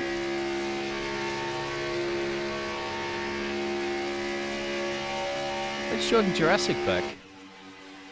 Our Constanza Police survivors, Victor, the championship last season. Yeah, Jordan Jurassic. He was the champion, wasn't he? Yes, sir. Season there in the chat. Season 10, season 11 fires up. Yeah, Jordan Jurassic. Tristan Bruce is at Daytona. The powerhouse. Tristan Bruce talking about the powerhouse. Yeah. That's right, Pookie and Pookie Jr. Pookie Sr. and Pookie Jr. Yes. And Pookie made a pee-pee, and now he's ready to go back and finish the race. Keep an eye on 8th. He's 8th. Yeah. And he's in 8th. There he is. Can't believe I made the announcement about a pee-pee on a broadcast. Oh, my goodness. Many things so, Wesley, after your 20-year career or something like that. Oh, wow. You're never surprised. NASRA will always keep you surprised. Of course you say it. I mean, everybody does it in their life, right? I mean, thanks for all of you watching. Cody Knott's in this one. We're hoping that Cody can get himself a good result there once again. Love for Cody to have a win. As we were talking about it earlier. It's not been a good year for Cody Knott. You know that? Like, he struggled. He's been on the struggle bus. He's too busy behind the scenes, my friend. He didn't get probably enough time in his racing rig with his family and taking care of NASRA. Don says, I'm embarrassed. There's nothing to be embarrassed of, Don. Everybody goes to the bathroom. He just made it publicly that he had to go. He did like Forrest Gump did. Remember that movie, Dean? Yeah, I got Forrest to Gump? pay. I got to pay. Oh! Tiffany! Oh, no! Bo Tiffany into some other cars. Caution out. Chase Albright. That is Bo Tiffany and Albright in 49. Oh, wow. Caution out again. Let's go back. We saw from Octavio, the showman, his perspective. There, just keep an eye on there. They're up at the top right. That's the 35, and yeah, who was it? Merck that got into him? Maybe that was close. Tiffany, and then Tiffany just absolutely takes out poor Chase. Did Merck get into Tiffany? That's the question I'm wondering here. Let's watch the replay. Instant replay, by the way, presented by Pulse Poppers. And yeah, man, looks like Jeff Merck did give a little bump to Bo Tiffany. Yeah, it's in the stage winners getting into one another here. And then he comes down and bingo, just takes up, as I said, Chase. It was Chase, isn't it? Yeah, 49's just sitting there, just minding his own business. And, well, that's unfortunately what happens at Super Speedway racing. Wrong place, wrong time. But no damage, I don't say. I wouldn't say major damage at all. I think they should be good to go. That's going to be your biggest enemy, of course, on this track with still 39 laps to go is time spent in pit lane fixing repairs. Oh, no, but did they get it into the wall is the question. I don't think they did. I think they were able to just spin it down to the bottom of the apron. Speed. So yeah, on board. Bo Tiffany. Yeah, but keeps it out of the fence because they allow that side draft there. Flat spots your tires absolutely through the roof, but we don't have flat spots in iRacing. Thankfully for those drivers yet, because they'll be driving on like a 50p coin. If you've seen those coins in the UK, you're like rattle all the fillings out of your teeth as everybody heads to pit road. Yeah, pit stops. There more pit stops are being done here. So another yellow flag. I think Matty gets the jump on everybody. He will. So it comes in and out, and that Matt and Matt show. Clapper now P3. Tony. Yeah. Burlington, Merkster. Brandon Schumann. Hey, by the way, TLC is the premier service provider for lawn sprinklers, outdoor lighting, and drainage solutions in the Maryland, D.C., and Virginia area. Transform your home into a showcase in just one day with new water-saving lawn sprinkler system, energy-efficient outdoor lighting, and the healthiest backyard in the business. A little lawn goes a long way with TLC. Head to tlcincorporated.com for more information. Champions of Hope Foundation is sponsoring this race at Daytona, and we will thank them now. We're back next for a restart.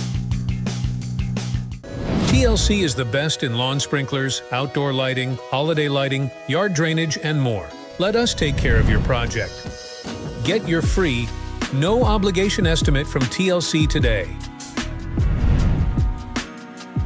Hey, Bob Carr here with TLC. Hope you guys are enjoying this race. Let's take it down to the booth and get updated on what's going on.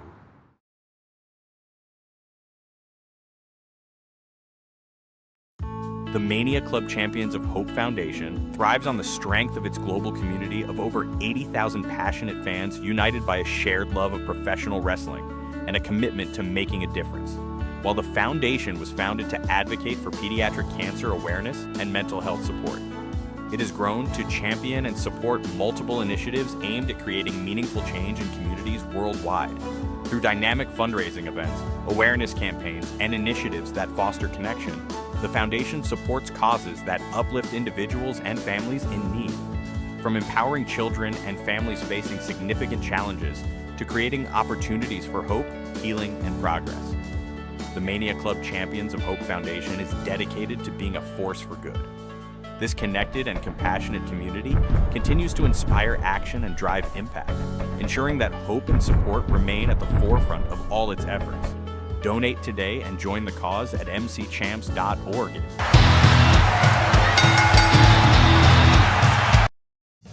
Welcome back to the NASRA Cup Series here for the Children Champions of Hope Daytona race here, and Nat and Wesley has he's got to pay Forrest Gump. And here's a little bit of Forrest Gump trivia there for you. How many times did Forrest Gump run across America when he went just for a jog? How many times did he cross from the west coast to the east coast before he just stopped and said, "I'm done," and went back? Drivers come down pit road and come back out. We do have 16 drivers on the lead lap, surprisingly quite well, considering there was a couple of big wrecks there. Just Joshua Robert, Joshua Suss, Jackson Wade, Michael Larch. But Joshua Suss is back out, believe it or not. I think he is. So let's go look at him really quickly. Yes, he is. So he's fixed up Bob's car, the TLC, and he's back. Michael Larch is the only one that's retired so far, believe it or not. So still 20 drivers here. About to go green. Wesley? We are. I just got back, ready for a restart, as Garrett is now the man up in front. Holmes on the outside of the front row. Clapper, remember the problems he had earlier. He's back up to third. Pace car is in. TLC restart zone. Let the sprinklers fly and back underway here in Daytona. Yeah, I just asked a quick question there. How many times Forrest Gump ran across America in the movie, my friend? I wanted to chat out there. I mean, he never ran across America. He ran across the United States. States, I mean, yes, of course. I'm get that right. Yeah. I don't remember how many times he did it. He just said, "I'm pretty tired. I think I'll go home now." Is it? 36 laps to go, give or take, when they come around for another one. So they'll definitely have the gasoline to go to the end, my friend, 75%. Now, I forgot to ask Justin about the green-white attempts for this league, because I believe that we were unlimited, but I'm not quite sure if it's still the same for the Cup Series. It says 3 there, but we'll get a verification.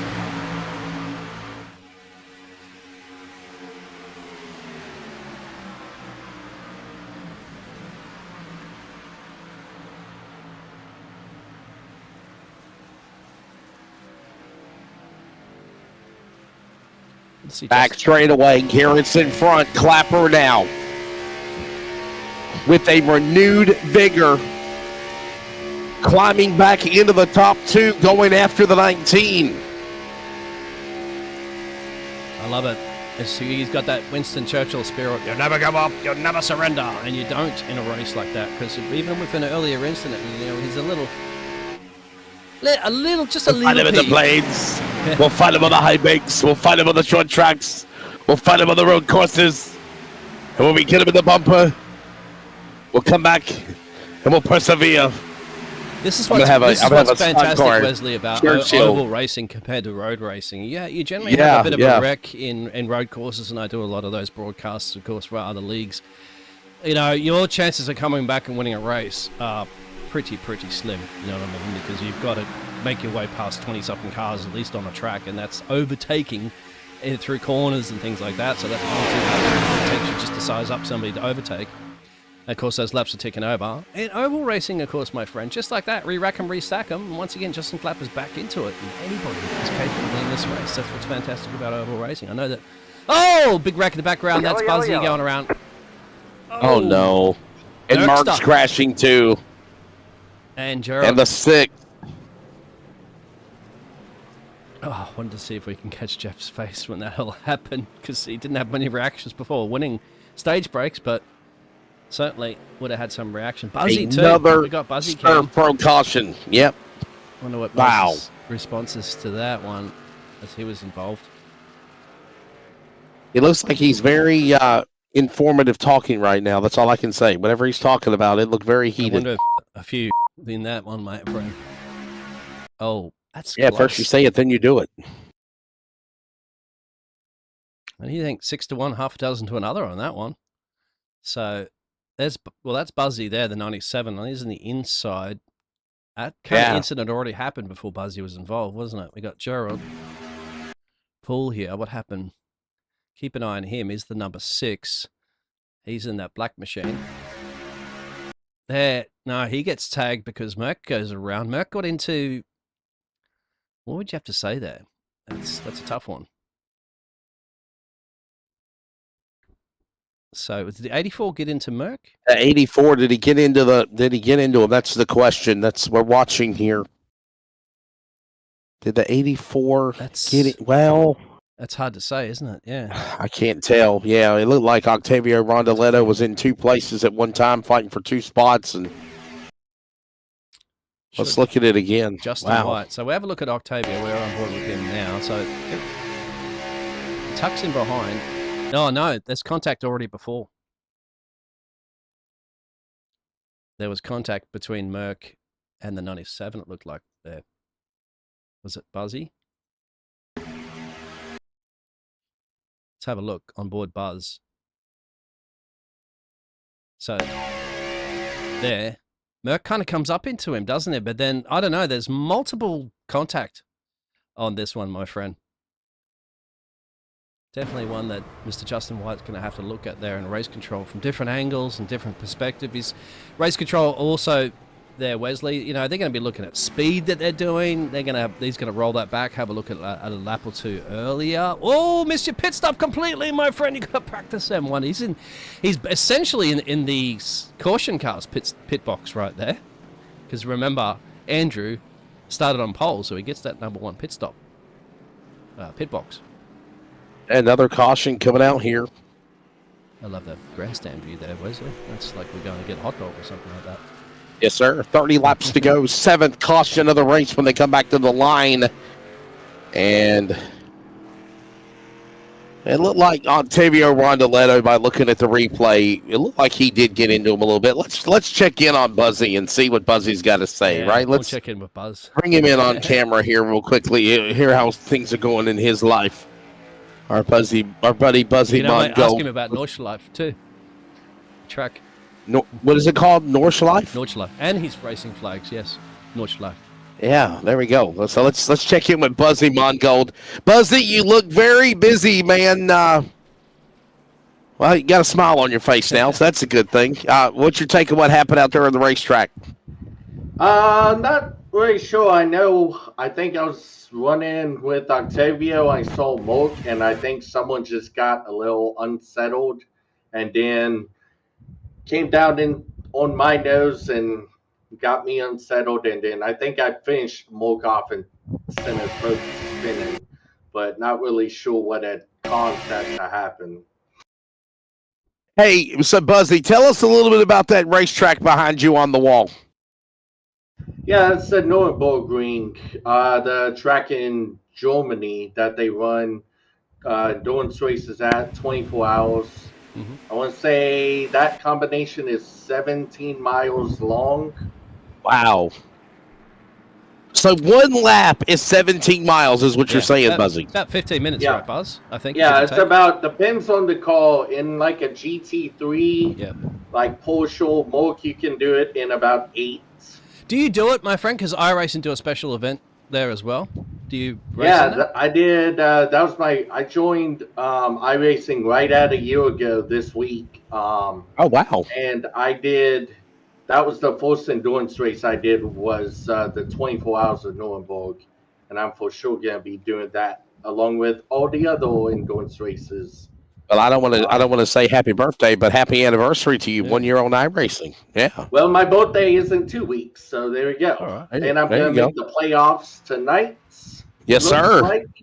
And I start C.O.P.S on Friday with Velocity Viper racing with Broadfoot and Joshua. And Buzzy, I think you got a whole set of racing flags behind you hanging on the Where wall. did you get those, my Some of friend? these people might need to go to flag racing school and learn the flags. What do you think? Yeah, I got that at a gas station off of like Craigslist or Facebook Marketplace. Oh, wow. Oh, wow. Okay. In Charlotte. There you go. Well, Buzzy, thanks for your time, buddy. Have fun. Good luck the rest of the way. Yeah, thank you. All right, man. There's Buzzy Mongold, everybody. And what did he say? What was the name of that track again? Nuremberg? Well, it's Nuremberg is a racing part of it. It's the tiny part of it that it joins onto. The Nordschleife is the whole tracking through the forest area part of it. So Right. Yeah. See, I've heard of the word Nuremberg before. They combine, it's Nuremberg, Nordschleife kind of thing Yeah. together. But let's go racing again, my friend. Let's see if we can get green to the end or not, because we have about a 30-lap sprint here. Green's out. Green flag. Green flag. Yeah, 30 laps to go as we come back to green. And Buzzy, I'm moving you, buddy. Back that our way. I mean, I'm happy to drive and talk, but let's go. No. We're not going to do that to you. Jacob Never one happened. time. We don't want to do it to you, mate. I don't think it worked out too well. We got a few blinkers out there, mate. But who is that blinking heavily? Actually, Andrew. That's Andrew. That's our pole sitter on the number 11, my friend. Yes, sir. Keeping an eye on Andrew Alzewski. Yeah, he's Alzewski is blinking. Yeah. Remember, Dean, they were very strict about this at the NASRA 500 Speed Week last week. Remember? He's dropped back. Look, They did not. He's dropped out. I think at the moment he's realised, or maybe race control there, Justin got into him and told him, hey, mate, you're blinking a little bit too bad, so just drop out of the field. I think that's a great thing to do. You're going to drop your places down there at the moment, but at least he's not going to be affecting other drivers now. That's what you've got to be That's considering. exactly right. The other drivers. And good on him for that. Smart thing. It's frustrating, Andrew, because remember, if everybody's out there, he doesn't blink himself. So unless somebody else tells you that you're blinking, you don't know, because to you, your connection's still okay to the iRacing server.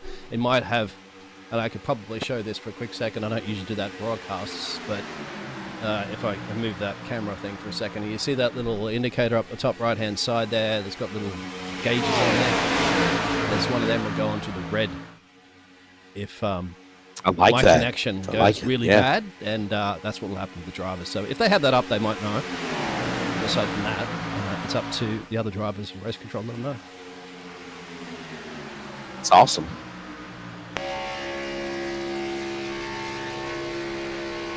I never even thought about that before. That's very unique.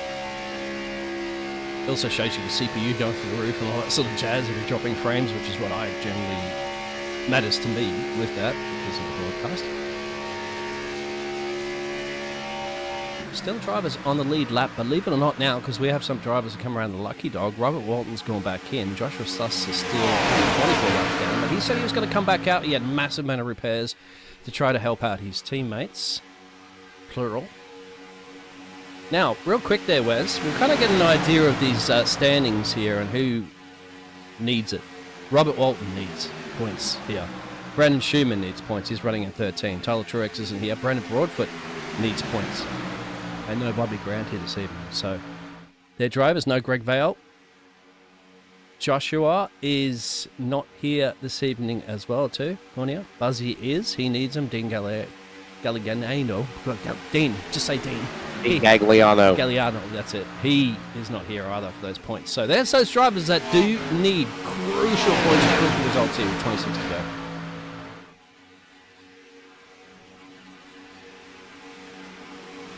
This is the TLC Incorporated NASRA Racing Cup Series presented by Premier Racing Setups. It's the Champions of Hope Foundation 250. We're at the virtual Daytona International Speedway. Dean Hopton, I'm Wesley Outland. And right now, Garrett trying to be the man to spoil the party with 25 laps to go, 3/4 of the way through. Over 60 miles remain for these guys now as they work their way into turn number 3 here, Jacob. Right now, Jacob Reeves, our buddy. Remember what happened to him. He's all the way back in 16th, Dean. Yes, sir. But he's got a shot. Remember what he said? He said, I'm going to fall back, see what my car does. Yeah. Maybe I need to fall back here and just kind of ride it right now. That might be what he's doing, Dean. Well, if there's a big one up front, he's going to be gaining positions like all over it, like Christmas was come early there for the Redneck Manta. So he's got to be in it to win it. He's certainly on the lead lap with the other 17 drivers. So that's quite good for him. He'll be hoping that there's some sort of wreck up the front there and he'll be able to seize that opportunity to steal a whole hurdle of points. But he does have that lock next to him. He's got the P next to his name, so he knows he's already into the playoffs. But these other drivers, of course, some of them aren't, and they need it. Buzzy Mongold needs a good result. His, once again, we showed before, was on the bubble.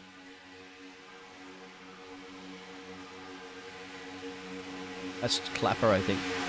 At the moment, just holding in there for 63. A lot of these drivers, remember, they're being involved in some incidents. Justin Clapper, of course, supporting our fantastic charitable organisations there for the Manor Club there, and Champions of Hope, sponsor of this race, along with TLC, sponsor of the series. She'd mentioned Mr. Bob. We're still waiting to see if we get Mr. Bob to come have a bit of a chin wagging with us when he's free. As we're heading into summer, he's going to get very busy. He never stops. I follow them on social media, on Facebook and Instagram, and then I literally see them constantly doing winterizing, irrigation, all the work that's, working on shrubs, working on the fields, making sure pipes don't freeze, and working on, it's a never-ending deal for the TLC Incorporated group, and we're so glad to have them a part of the NASRA Cup Series, sponsoring along with Premier Racing Setups and the Champions of Hope Foundation. 250 here tonight. Also closing into the end of this one here. And Matthew Garrett trying to get a big win here if he can pull it off, Dean. He's certainly in the right place at the right time to get the job done. You want to get that front in case any of these...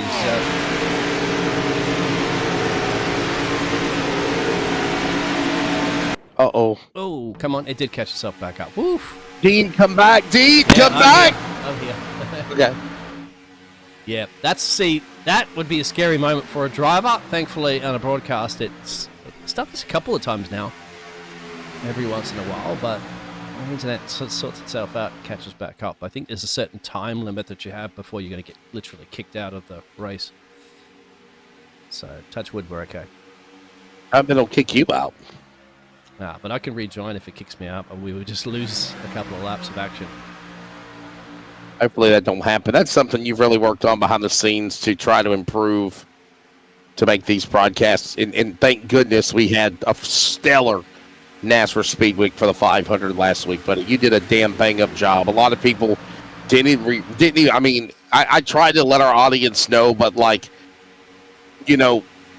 on Championship Saturday, when we started the duels, it was 2 o'clock in the morning Australia time where you were in Brisbane. I mean, and you literally probably had no sleep. No, sir. I didn't have any sleep. I tried, but I had too much on my mind, just making sure that we did everything right. My buddy was exhausted. And back to Daytona. I had to do 2 other Daytona 500s after that too, for Australian. Wow. And so forth. So it was just definitely Daytona out. And we're back here now. Hopefully we only have 20 laps to go now. Definitely. By the way, Matthew Garrett has not won on this series. If he picks up the win, he will be the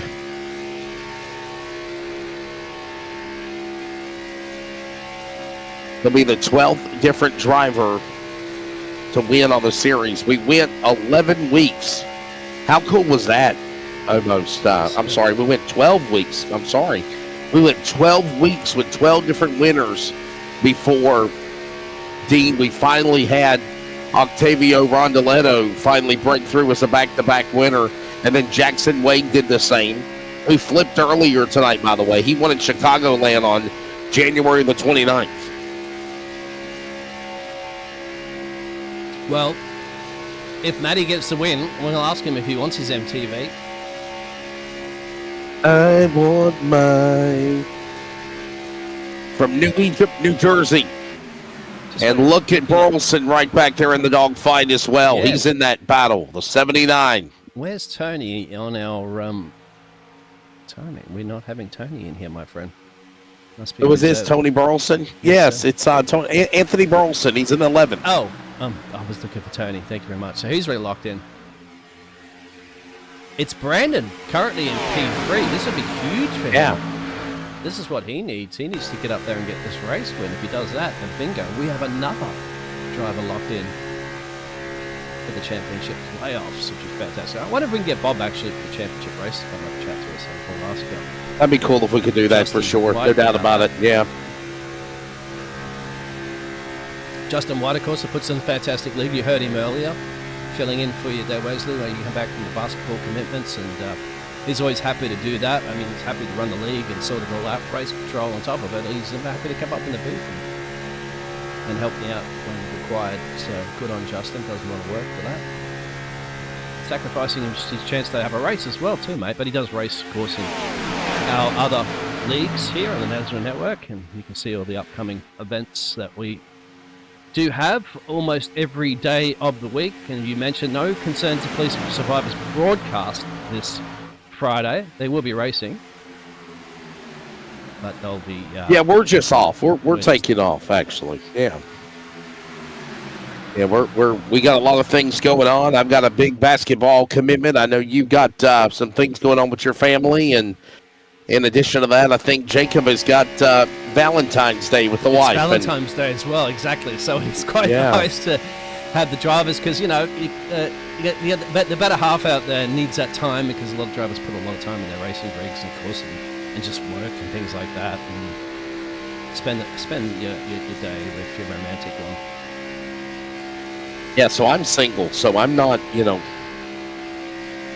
yeah, I mean, I'm not worried about the whole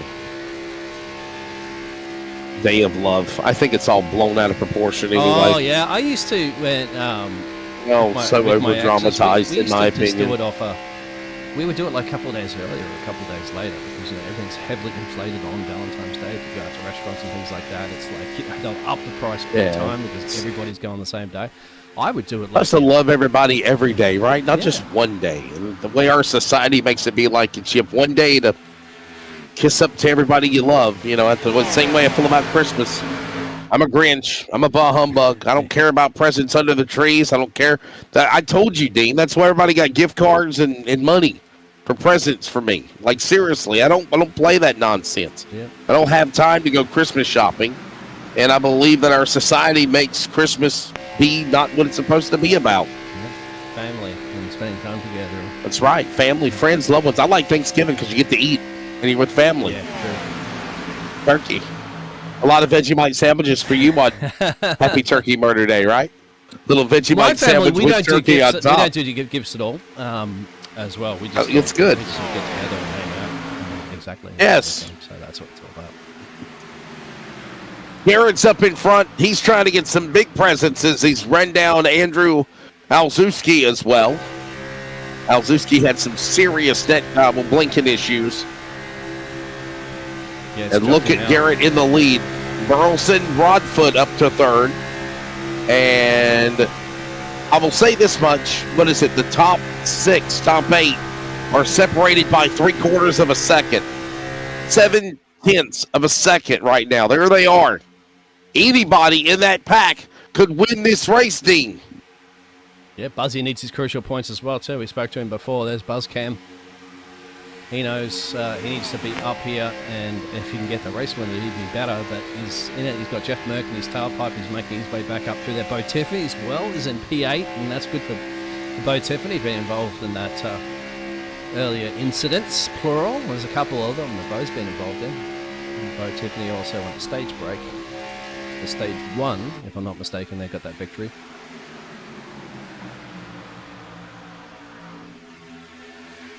But they're through to the playoffs. You know, Jeff, you wouldn't count out Jeff Merck either, would you? Because look at the speed that Jeff Merck gets out of the corner.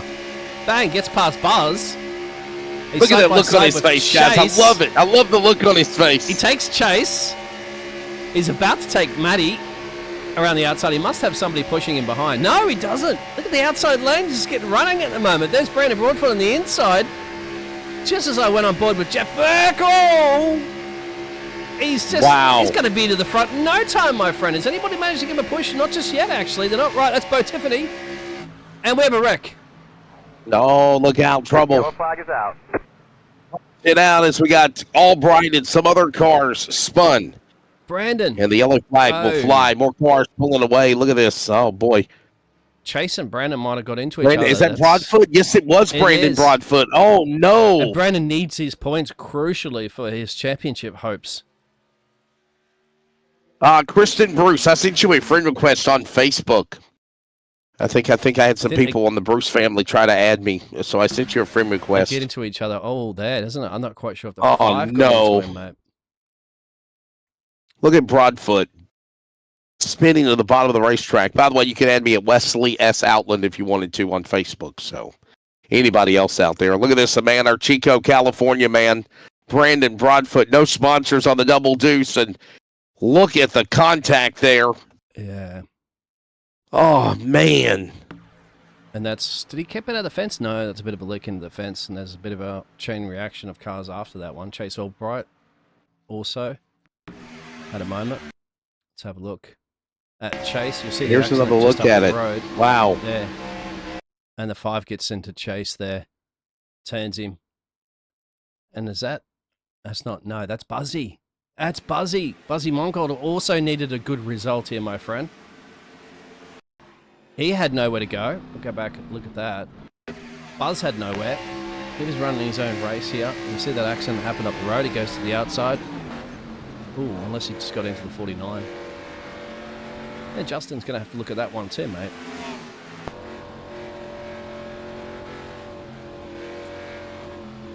Well, that flips things around. Our Pulse Poppers replay. Wow, there it is, yeah. That'll bring Buzz into pit road. And Jackson Wade's still in there for a lot of repairs that he's been doing. Remember, he was taking all the flips of flips. So, Matty comes in from the race lead. Tony Burlington comes in. Brandon Broadfoot comes in. Matty Holmes. Brendan Schumann, Jeffrey Johnson. About half the pack have elected to come in. I'll pull that track map up so you can kind of see the rest of the cars that are remaining out. This will be interesting. We'll have to see. I don't know if we can... we won't talk to Justin right now, my friend, but I want to double confirm about the green-white checkers. Because if we go to unlimited... That's right. This pit stop could be crucial for gasoline to take you to the end.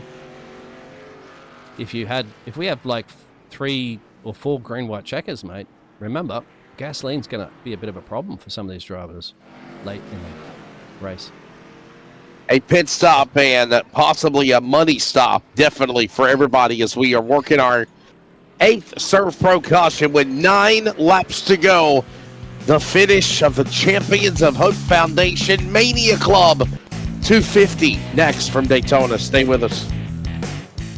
The Mania Club Champions of Hope Foundation thrives on the strength of its global community of over 80,000 passionate fans united by a shared love of professional wrestling and a commitment to making a difference. While the foundation was founded to advocate for pediatric cancer awareness and mental health support, it has grown to champion and support multiple initiatives aimed at creating meaningful change in communities worldwide. Through dynamic fundraising events, awareness campaigns, and initiatives that foster connection, the foundation supports causes that uplift individuals and families in need. From empowering children and families facing significant challenges to creating opportunities for hope, healing, and progress. The Mania Club Champions of Hope Foundation is dedicated to being a force for good. This connected and compassionate community continues to inspire action and drive impact, ensuring that hope and support remain at the forefront of all its efforts. Donate today and join the cause at mcchamps.org.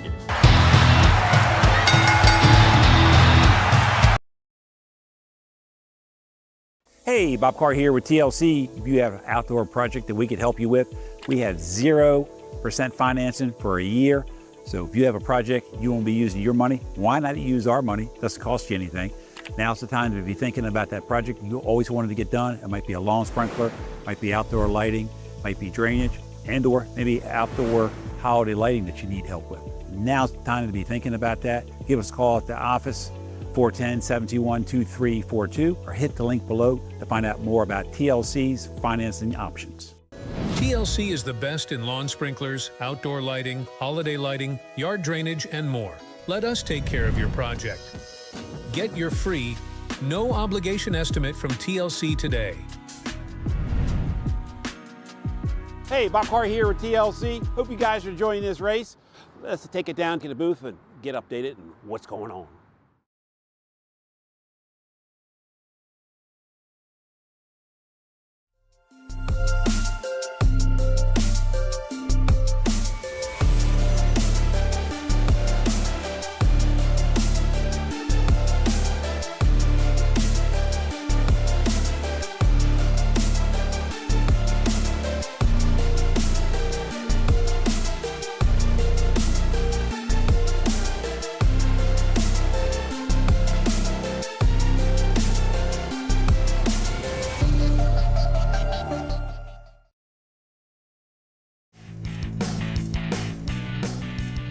Lights off on the pace car, getting ready for a restart, and look who is up in front. Took advantage of pit stops and more. Look at the look on his face. It is go time, and he knows it.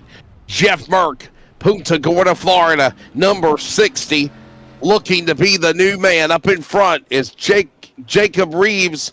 Our buddy is back in 10th. Merck, Tiffany, Knott, Clapper, Rondeletto, Poole, Corner, Garrett, Burleson, and Reeves, the top 10. Back to green with 7 to go here in Daytona at the TLC restart zone.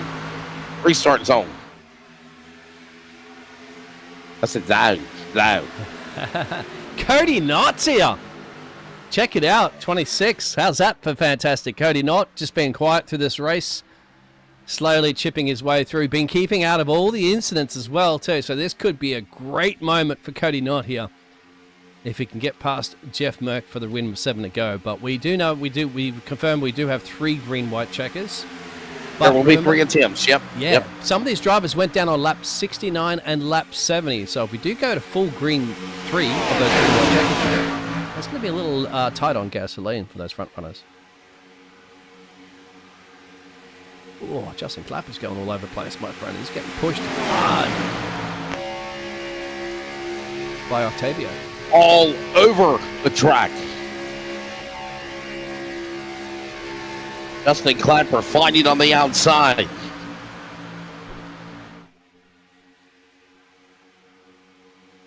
What a race going on here. Anybody in this pack right here can win this race, from the leader Mark to Alzewski. 12, 13 cars could win this race here.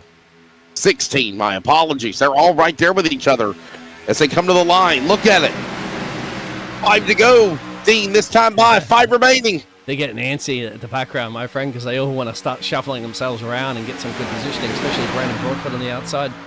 Jeffrey Johnson, Justin Clapper are all there. They need to get this out. They know they need to get this outside lane going. With 5 to go. Got to start moving, and I think that's an incident. That's Brandon Broadfoot. He's going to come back and cause a big one there now. That's Broadfoot and Holmes and he just other cars spinning to avoid another caution coming out here. And I think Jacob Reeves might have been Jacob Reeves might have. I think he's got a piece of it also. So the question is this: here's the $1 million question. Can we get the race restarted with 5 remaining and try to finish on the scheduled distance, Dean? That's the question right here, boss. That's true. Clapper into Broadfoot on the replay. Clapper Look at that. Broadfoot. Yep, exactly. You can see the 63 into the 22, and then the 22 comes down and takes out the number 6 of Mr. Poole. He's just always been an innocent party, hasn't he? Until a few collisions here this evening. Just been at the wrong place at the wrong time multiple times. He's up into the high fence as well. And goes around. That's Jacob manages to avoid him, goes into the kitty litter. Yeah, that's so there it is, mate. That's they're trying to get that high line going, aren't they? And just unfortunately, it's just turned out into a little bit of a wreck fest for these drivers, but no serious damage. I think they might still be okay to keep themselves on the lead lap. Get back into it.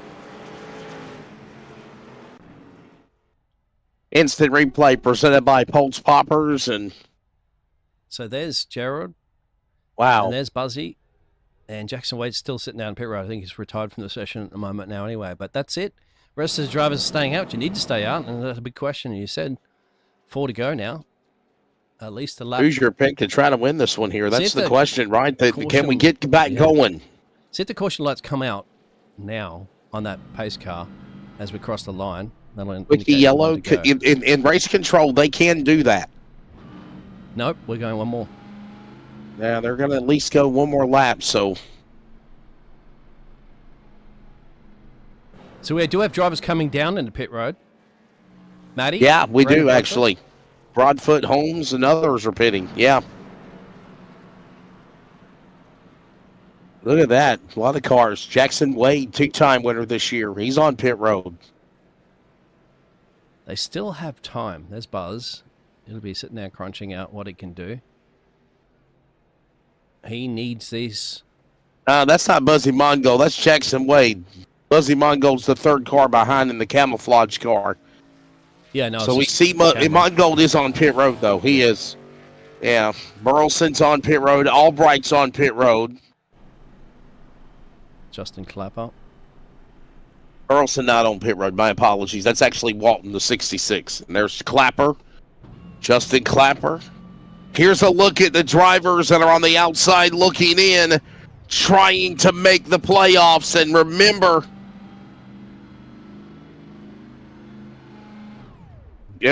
right now, we're kind of watching it. We're seeing drivers like Walton and Schumann, Truex, Broadfoot.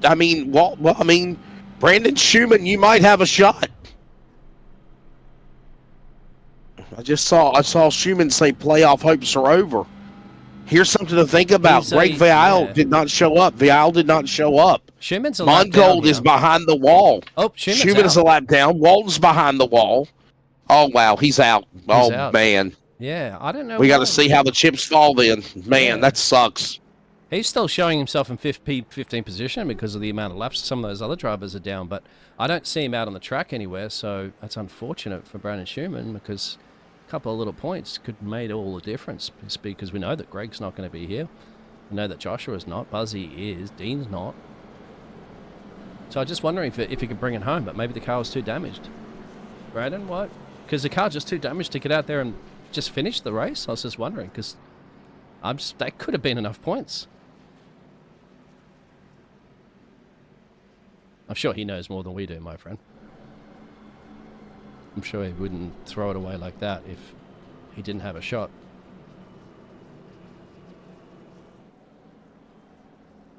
How's that for Cody Knott? Now, Cody Knott is in. So we did see that Cody's got a little lock next to his name, and he's fine. the rest of the field. So, but Cody getting a race win would be absolutely super here. Now that Jeff is very capable of getting those race wins, he's already coming off a race win recently. But wouldn't it feel great for Cody Knott if he can get it done? So I know there's some Jeff Merck fans out there, but tell you what, I don't know if you're agreeing with me on that one, Wes, but I'd like to back Cody to win this race. Yeah, Cody Knott, I wanted to say I would bring him in for an interview. Brandon Schumann chiming in. He says the car is killed. I had no steering. Okay. Yeah, I figured tough that break for we'd Brandon have to Schumann. retire it. He would, I'm sure he'd drive it home if he could, but she's a little broke. The chips may fall as they will now, and we'll see what happens as we get ready to go for a restart. Merck and Knott on the side with one another. Left elbow is Merck. Right elbow is, of course, to Merck, Cody Knott. Then it's Garrett in corner. Perlson. We are on lap number 99. So when they come to the line, it will be the first attempt at overtime. We are officially working into overtime. So pace car is coming onto pit road here right now. This is when fuel's going to get interesting as well, too, because they would have done some of these drivers 13 laps. Back underway, overtime, number 1 here in Daytona. Ready to settle it here for the Champions of Hope Foundation Mania Club 250. Leader has to take the white flag. If they don't, will we rack them, restack them, and go for 2 more times? If they get the white flag, it is wreckers to the checkers, as I always say. Reverse psychology there, Dean. Jeff Burke is still in the lead. You're absolutely right on that one. As Matthew Garnett pushing his way up the front there. Cody Knott's tucked in behind, actually on the high line, actually. My apologies. Matthew's the one that's pushing Jeff Merck at the moment. Tony, and there's a wreck behind. Will that caution get caught before he crosses the line? I reckon. Yep, nope, we're going another green-white checker attempt, my friend. There it is. My goodness, another Surf Pro caution coming out for the 10th time, and we now set ourselves up for double overtime. Now, who was it? Second attempt of overtime as we have another list of cars involved. Man, is that Poole, I believe? Jared Poole, I believe, just got caught up in that accident. He's sitting in pit road. Could have. Let's get back and have a look.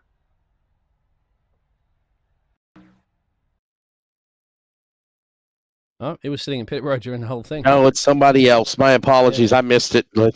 We just saw cars just scattering here. They're up in the front. There it is. Is that corner? Joshua Corner there sideways. Jeffrey Johnson, Ron DeLetto. And there it is. Oh, man. Is that Bo Tiffany that gets hit? Yes, it is. But Bo Tiffany does not back off, and neither does No, but it's Brandon. Ron DeLetto, Broadfoot, Garrett Holmes. The 22. Man. Paul Brandon's involved. Wow. In another one every single time, isn't it? He just can't get a break. So there's Brandon. I can have a look from that one. He's just sitting there cruising along, la la la la la, singing the Smurf song. And then they get into each other. Bang. And he might be okay. Because I think that fence might have saved him because he didn't have a hard lick into it. He just kept it pointed straight. So who was the silver car up the road there? That's a 16, isn't it? Yep, that's Joshua. It's kind of where it starts there, Wes. Joshua gets into the fence, scrubs off speed, and everybody has to take reactions. Unbelievable. Yeah, yep. And the 33 had nowhere to go and causes that pile up behind. At 33 is Jeffrey Johnson too. Have a look from Jeffrey Johnson's perspective as JJ. You can see there. So he sees the 16 in the fence. It's too close to just swing it to the left, isn't he? Because there's also cars to your left. So he can't just jump down in front of everybody else or cause a wreck. And because that comes into him. He gets a little ping pong off both the cars, goes down on the inside apron. But once again, I don't think a lot of damage there, Wes, from a lot of these cars. I think they might be okay. They are in pit road, but so JJ went down to pit road. There he is. Matty went into pit road. Chase Albright. The showman, Octavio. Boy, a lot of people are upset with the 16 of Joshua Corner right now. They're definitely not happy with him.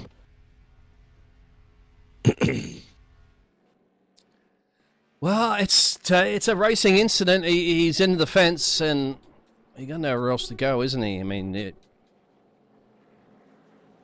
causes a bit of a problem. And I always say, if you want to be in a position where you want to avoid that, it's got to be where Jeff Merck is at the moment, at the front. I mean, that's the safest place to be.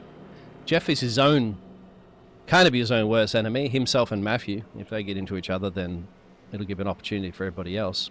But, you know, you've got, at least Jeff's got no problems of a wreck occurring up the road from him, is the key. Remember, Jeff Merck went to victory lane last night. He picked up the win in the race that we covered from the race at Talladega.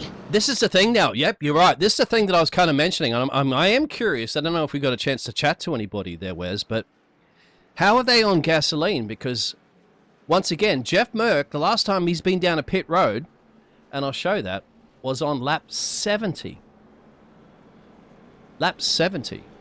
He's done 32 laps. So's Cody Knott, 33. Justin Clapper, 33. Tiffany, you can see that. They've done 33 laps on a tank of gasoline here. Now, we've had a few of them under the caution, no doubt. You'll save gasoline, but we only have a 75% fuel tank on this one. And I'm seriously curious to see how much do they have left, because that's our second green-white checker attempt. If we go to number 3, they're going to be on vapors, mate. Yeah, second attempt. Remember, they got to come to the white flag. If they don't race, moves into triple overtime. We're not done with this one yet. Wow. What do you guys think out there? I know that there's some race drivers that have chimed in because unfortunately they've had to retire. Do you guys know how much you can get out of that? Do you think they have enough to go to the end here? Obviously he hasn't pitted. That's the curious thing. So, but Matthew then in P2, if Jeff Burke at some point has to save any gasoline, Matty's looking good for the win here, because Matty went in lap 91. So he's got plenty to go.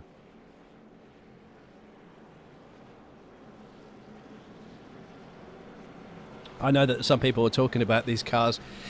I think it's even more difficult this week there, Wes, because of the fact that everybody's just been in the other gen car for the Daytona. Completely different beast, apparently, what we're hearing to handling.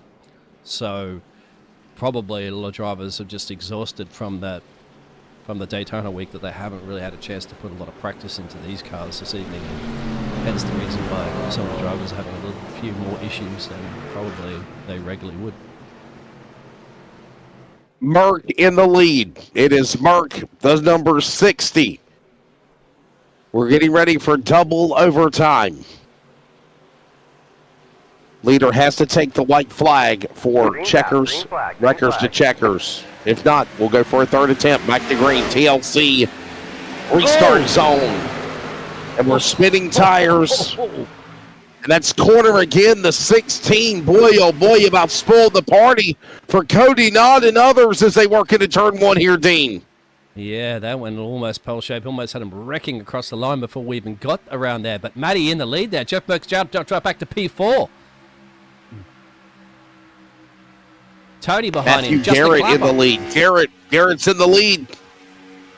Garrett, Burleson, Clapper. Merck falls back to 4th. Working 3.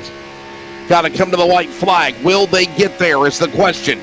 Working off turn 4 to the flag. Looking for 1 to go. Garrett in front. White flag's in the air. It's even Steven. 1 to go now. Final lap. Darren's detailed and shown 1 to go at the moment. Matthew from Tony. Good for Tony Burleson to get a race win here at the moment. Look at Justin Clapper flying up there in the 63 machine. Would it be fantastic for him, champion of Hope's machine, to get the job done there. Last going to get a good run here at the moment. There he is, concentrating through the roof there, all banging and door banging each other. Absolutely, why not? Well, bumper banging each other. But Matthew in the lead. Does he have that edge? Does he have it? A couple more corners to go, Wes. Got to hold on. Garrett on the inside. Burleson up top. A little push, a little shove. Clapper now back in the dance. And here they come. Oh! Sideways contact. Garrett, Burleson, sideways. Clapper. Olszewski crashing across the line. Justin Clapper, even though he was sideways, is going to win here in Daytona. Are you friggin' serious? Wow, Andrew finishes in P3, I believe, in the scoring board. Jeff Merck gets P2. Justin Clapper has won this race, speeding sideways across the line. There he is. Wow. Unbelievable. I am, wow. How's that for risking it for the biscuit across the line, my friend? I am in shock and awe. Have a look at this. I am in absolute shock and awe. Watch this again.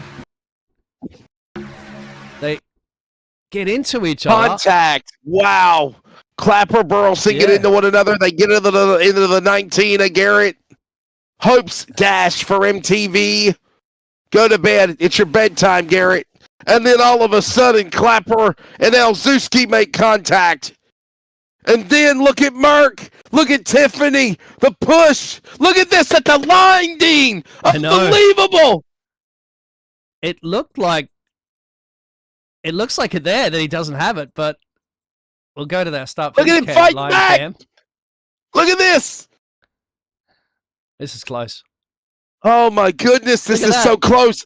The right front of the car got him the damn win. The right front of the car gave Clapper the win over Merck. I love it. Yeah, you haven't seen a close finish like that before. That we have actually, believe we have Justin from Race Control here as well too. Justin probably will elaborate on that one, Justin White, as to if Justin. Is the race under review? That's the question. Justin White, is the race under review? Look at that. He can't even hear us. He don't even have his headsets on. So 63-60, that's Jeff Merck. And then you got Andrew. It's saying Andrew in P3 has got that P3 place, but you got 35 there of Bo Tiffany, and then you have the 16 of Joshua. Maybe that the ticker went off a little bit because I think Andrew Olowski was not. So let's rewind here. Unless Alzewski drove in the grass and finished third. That's true, actually. That's the question, or dropped below the apron. Yeah, he did. Oh, he did too. He did. Justin, what is the finish under review? It was. It has been cleared. 63 is your winner. Wow. Okay. So Justin Clapper is your winner, and he won by the right front fender of his car. Unbelievable. Wow. Thank you, Justin. Unbelievable. Look at this. Bang. They're getting into each other, and then just have a look at this. There's the door banging. There's Andrew. Unbelievable. Look at this. And there's Alzewski dropping to the bottom of the grass. And there it is, that quick. And look at Clapper winning. Oh, you got to love it. What a finish. Wow. Let's get our race results before we have a chat to everybody, and then we'll stick around, please, for post-race interviews. Doesn't make, let me say something. If that doesn't make the iRacing top 5 highlights of February 2025, they got hate on NASRA. That's all I'm going to say. They're hating on NASRA if they do not put that finish in the iRacing top 5 finishes of February. You're out of your damn mind if you don't post that finish as a highlight reel for iRacing for the month of February. I'm calling them out, Dean. That was a phenomenal finish right there, boss. Absolutely, and it's up to us to submit that, so please do submit it. Just clip that there exactly for the YouTube. Just send it into the iRacing Top 10 highlights, and perhaps these drivers will be featured. They well deserved it because that was too phenomenal. Let's have race results for us there, Wes. Justin Clapper is the winner. He wins over Jeff Merck for second spot, and it is 0.004. 4 1/1000ths of a second over Merck. Alzewski right there in third. We'll talk to them next. Bo Tiffany, Joe Corner, top 5. Jacob Reeves, Cody Knott, Chase Albright, Matt Holmes, and Jeffrey Johnson, Dean, your top 10. Absolutely, going a little bit further down there. Matthew Garner in the 11th spot there. Tony Burlington, the showman. They haven't been having great results of late, but they can come into when you need it. But they're already in the playoffs. Brandon Broadfoot. It's going to be interesting whether or not he has enough points to get through the playoffs there.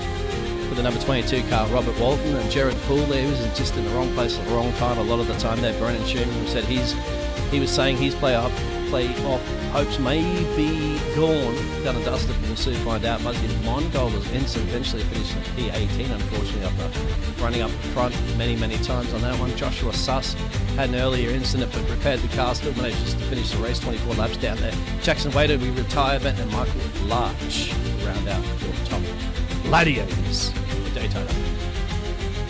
By the way, race saw 10 caution flags over time, 2 attempts, and when it's said and done, the winner, again, was the driver of Justin Clapper. Time of race, almost 1 hour, 58 minutes, and another crazy finish. Look at this again before we go to break to thank TLC and grab the podium, Dean. Unbelievable. Look at this one more time coming to the finish line here. Try to get the right camera angles for it too. We will go over it when we chat to the drivers because that top three was almost unbelievable. Look at that. They're just kind of those two, 79-19, that's it. They bonsai one another, took each other out. Yep. Garrett's gone. Shoots up, sees the opportunity. There's Jeff Merck in the background. Sees and the we wondered where opportunity. Alzewski went to, and Alzewski's driving the bottom of the racetrack. And I got to say that's fair game because Andrew Alzewski was forced below the double yellow line. He had to do what he had to do. You're coming to the checkered flag. And there it is. Look at that. Literally the right front fender nose of the 63 car beat Jeff Merck. We're going to break. When we come back, we talk to the podium about it next. This is NASRA Cup Series on the NASRA 360 Racing Network. What a finish again here in Daytona. The Mania Club Champions of Hope Foundation thrives on the strength of its global community of over 80,000 passionate fans united by a shared love of professional wrestling and a commitment to making a difference. While the foundation was founded to advocate for pediatric cancer awareness and mental health support, it has grown to champion and support multiple initiatives aimed at creating meaningful change in communities worldwide. Through dynamic fundraising events, awareness campaigns, and initiatives that foster connection, the foundation supports causes that uplift individuals and families in need. From empowering children and families facing significant challenges to creating opportunities for hope, healing, and progress. The Mania Club Champions of Hope Foundation is dedicated to being a force for good. This connected and compassionate community continues to inspire action and drive impact, ensuring that hope and support remain at the forefront of all its efforts. Donate today and join the cause at mcchamps.org. Hey, Bob Carr here with TLC. You got a outdoor lighting, landscape lighting system. Maybe we installed it. Maybe it was there you inherited in your house and you want to upgrade it. Now's the time to give us a shout. We'll come out and take a look, evaluate what you do have, tell you what you could have. Give us a shout today for all your outdoor lighting needs. We'll talk to you soon.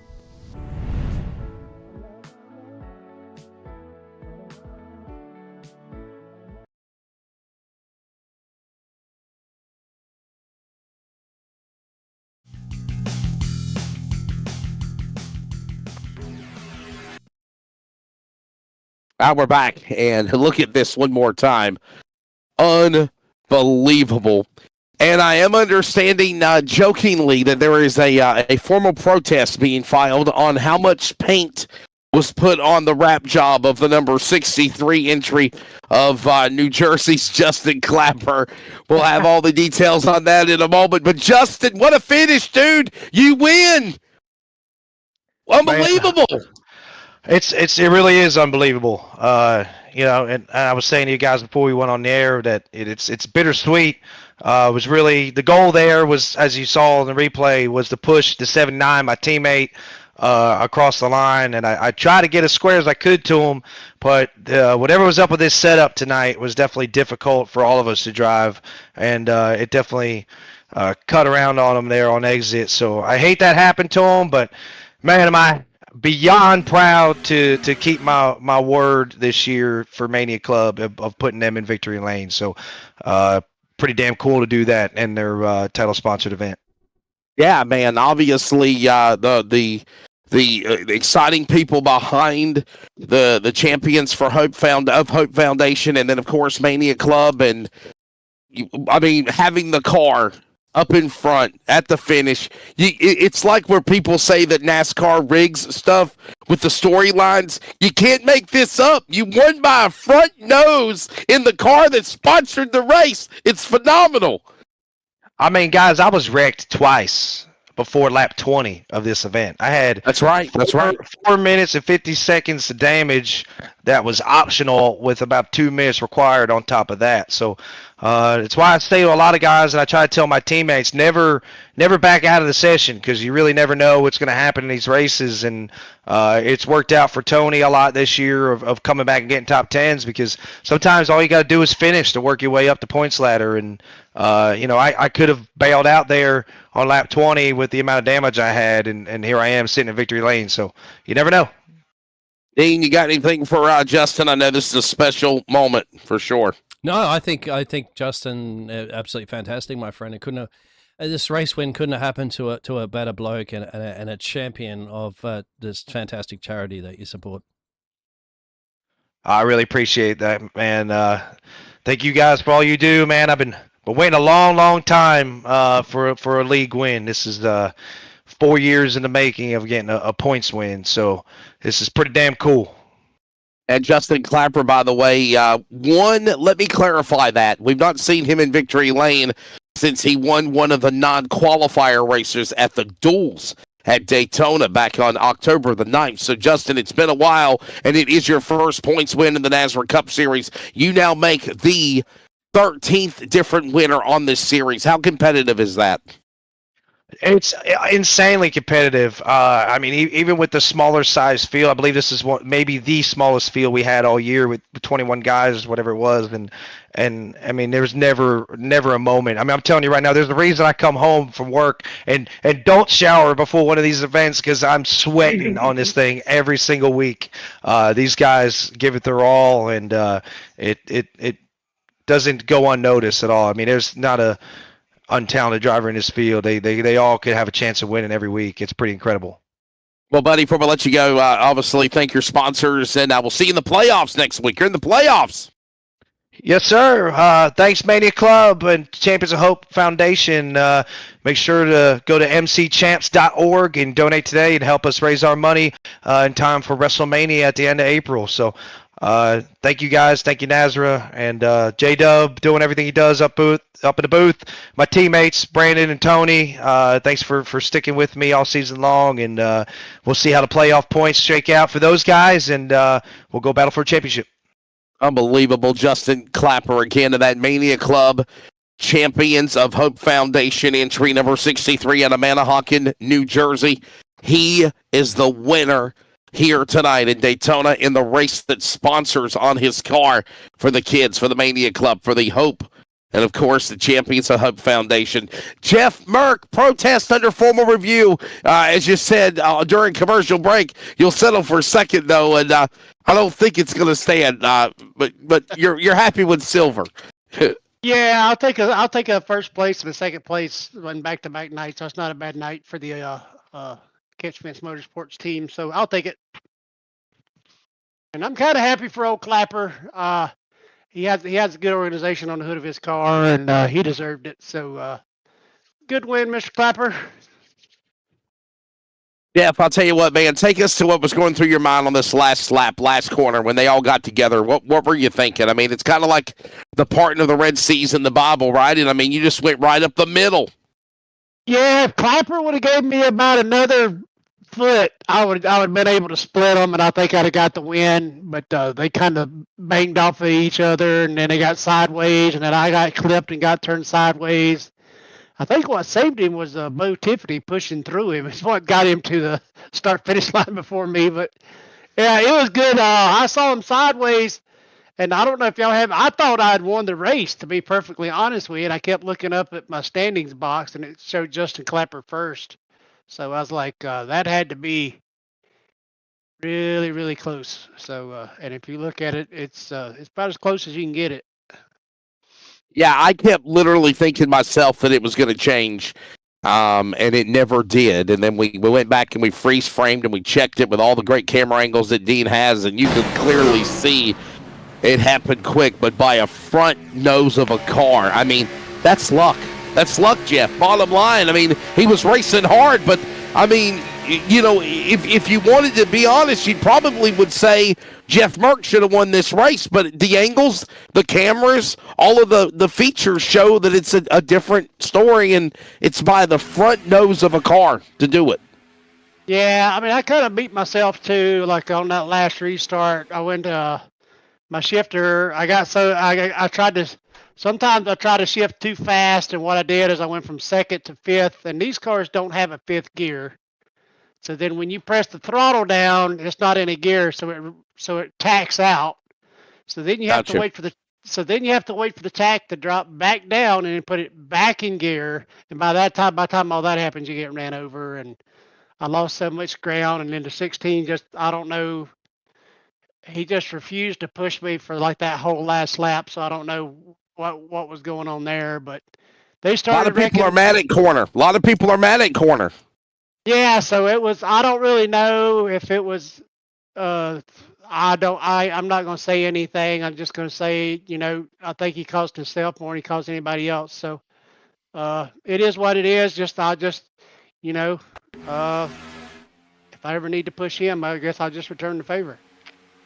There you go, buddy. Before we let you go, please thank your sponsors and have fun in Daytona. We're looking forward to the video and the pictures of the Tristan Bruce smack that you said that's coming. He's getting smacked.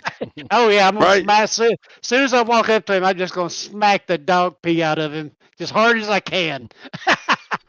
But no, don't do it in front of security so they don't take your hard card away and throw you in the parking lot at Daytona. Don't do that. That's what I told Tristan. We're gonna have to slip two of the NASCAR officials $20 each to pretend like they're pulling us apart. We got $20. Oh Lord! But no, I got to give a big shout out. That's per diem. That's per diem. Per day. Yeah, for drinks after the race. This is my first race in my Catch-Fence Motorsports owner operator paint, JRB Designs. So big shout out to those guys.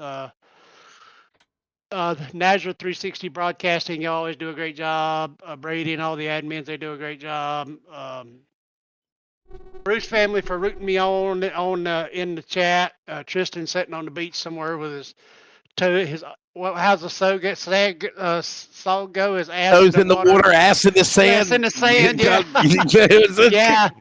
My loving wife inside. She's been texting me all night, rooting for me. I had that race won a couple times, but the yellow flag kept coming out, so I'll take a second place. And we're waking up tomorrow probably about 8:45, leaving the house about 9, and heading toward Daytona. We won't be back till Monday.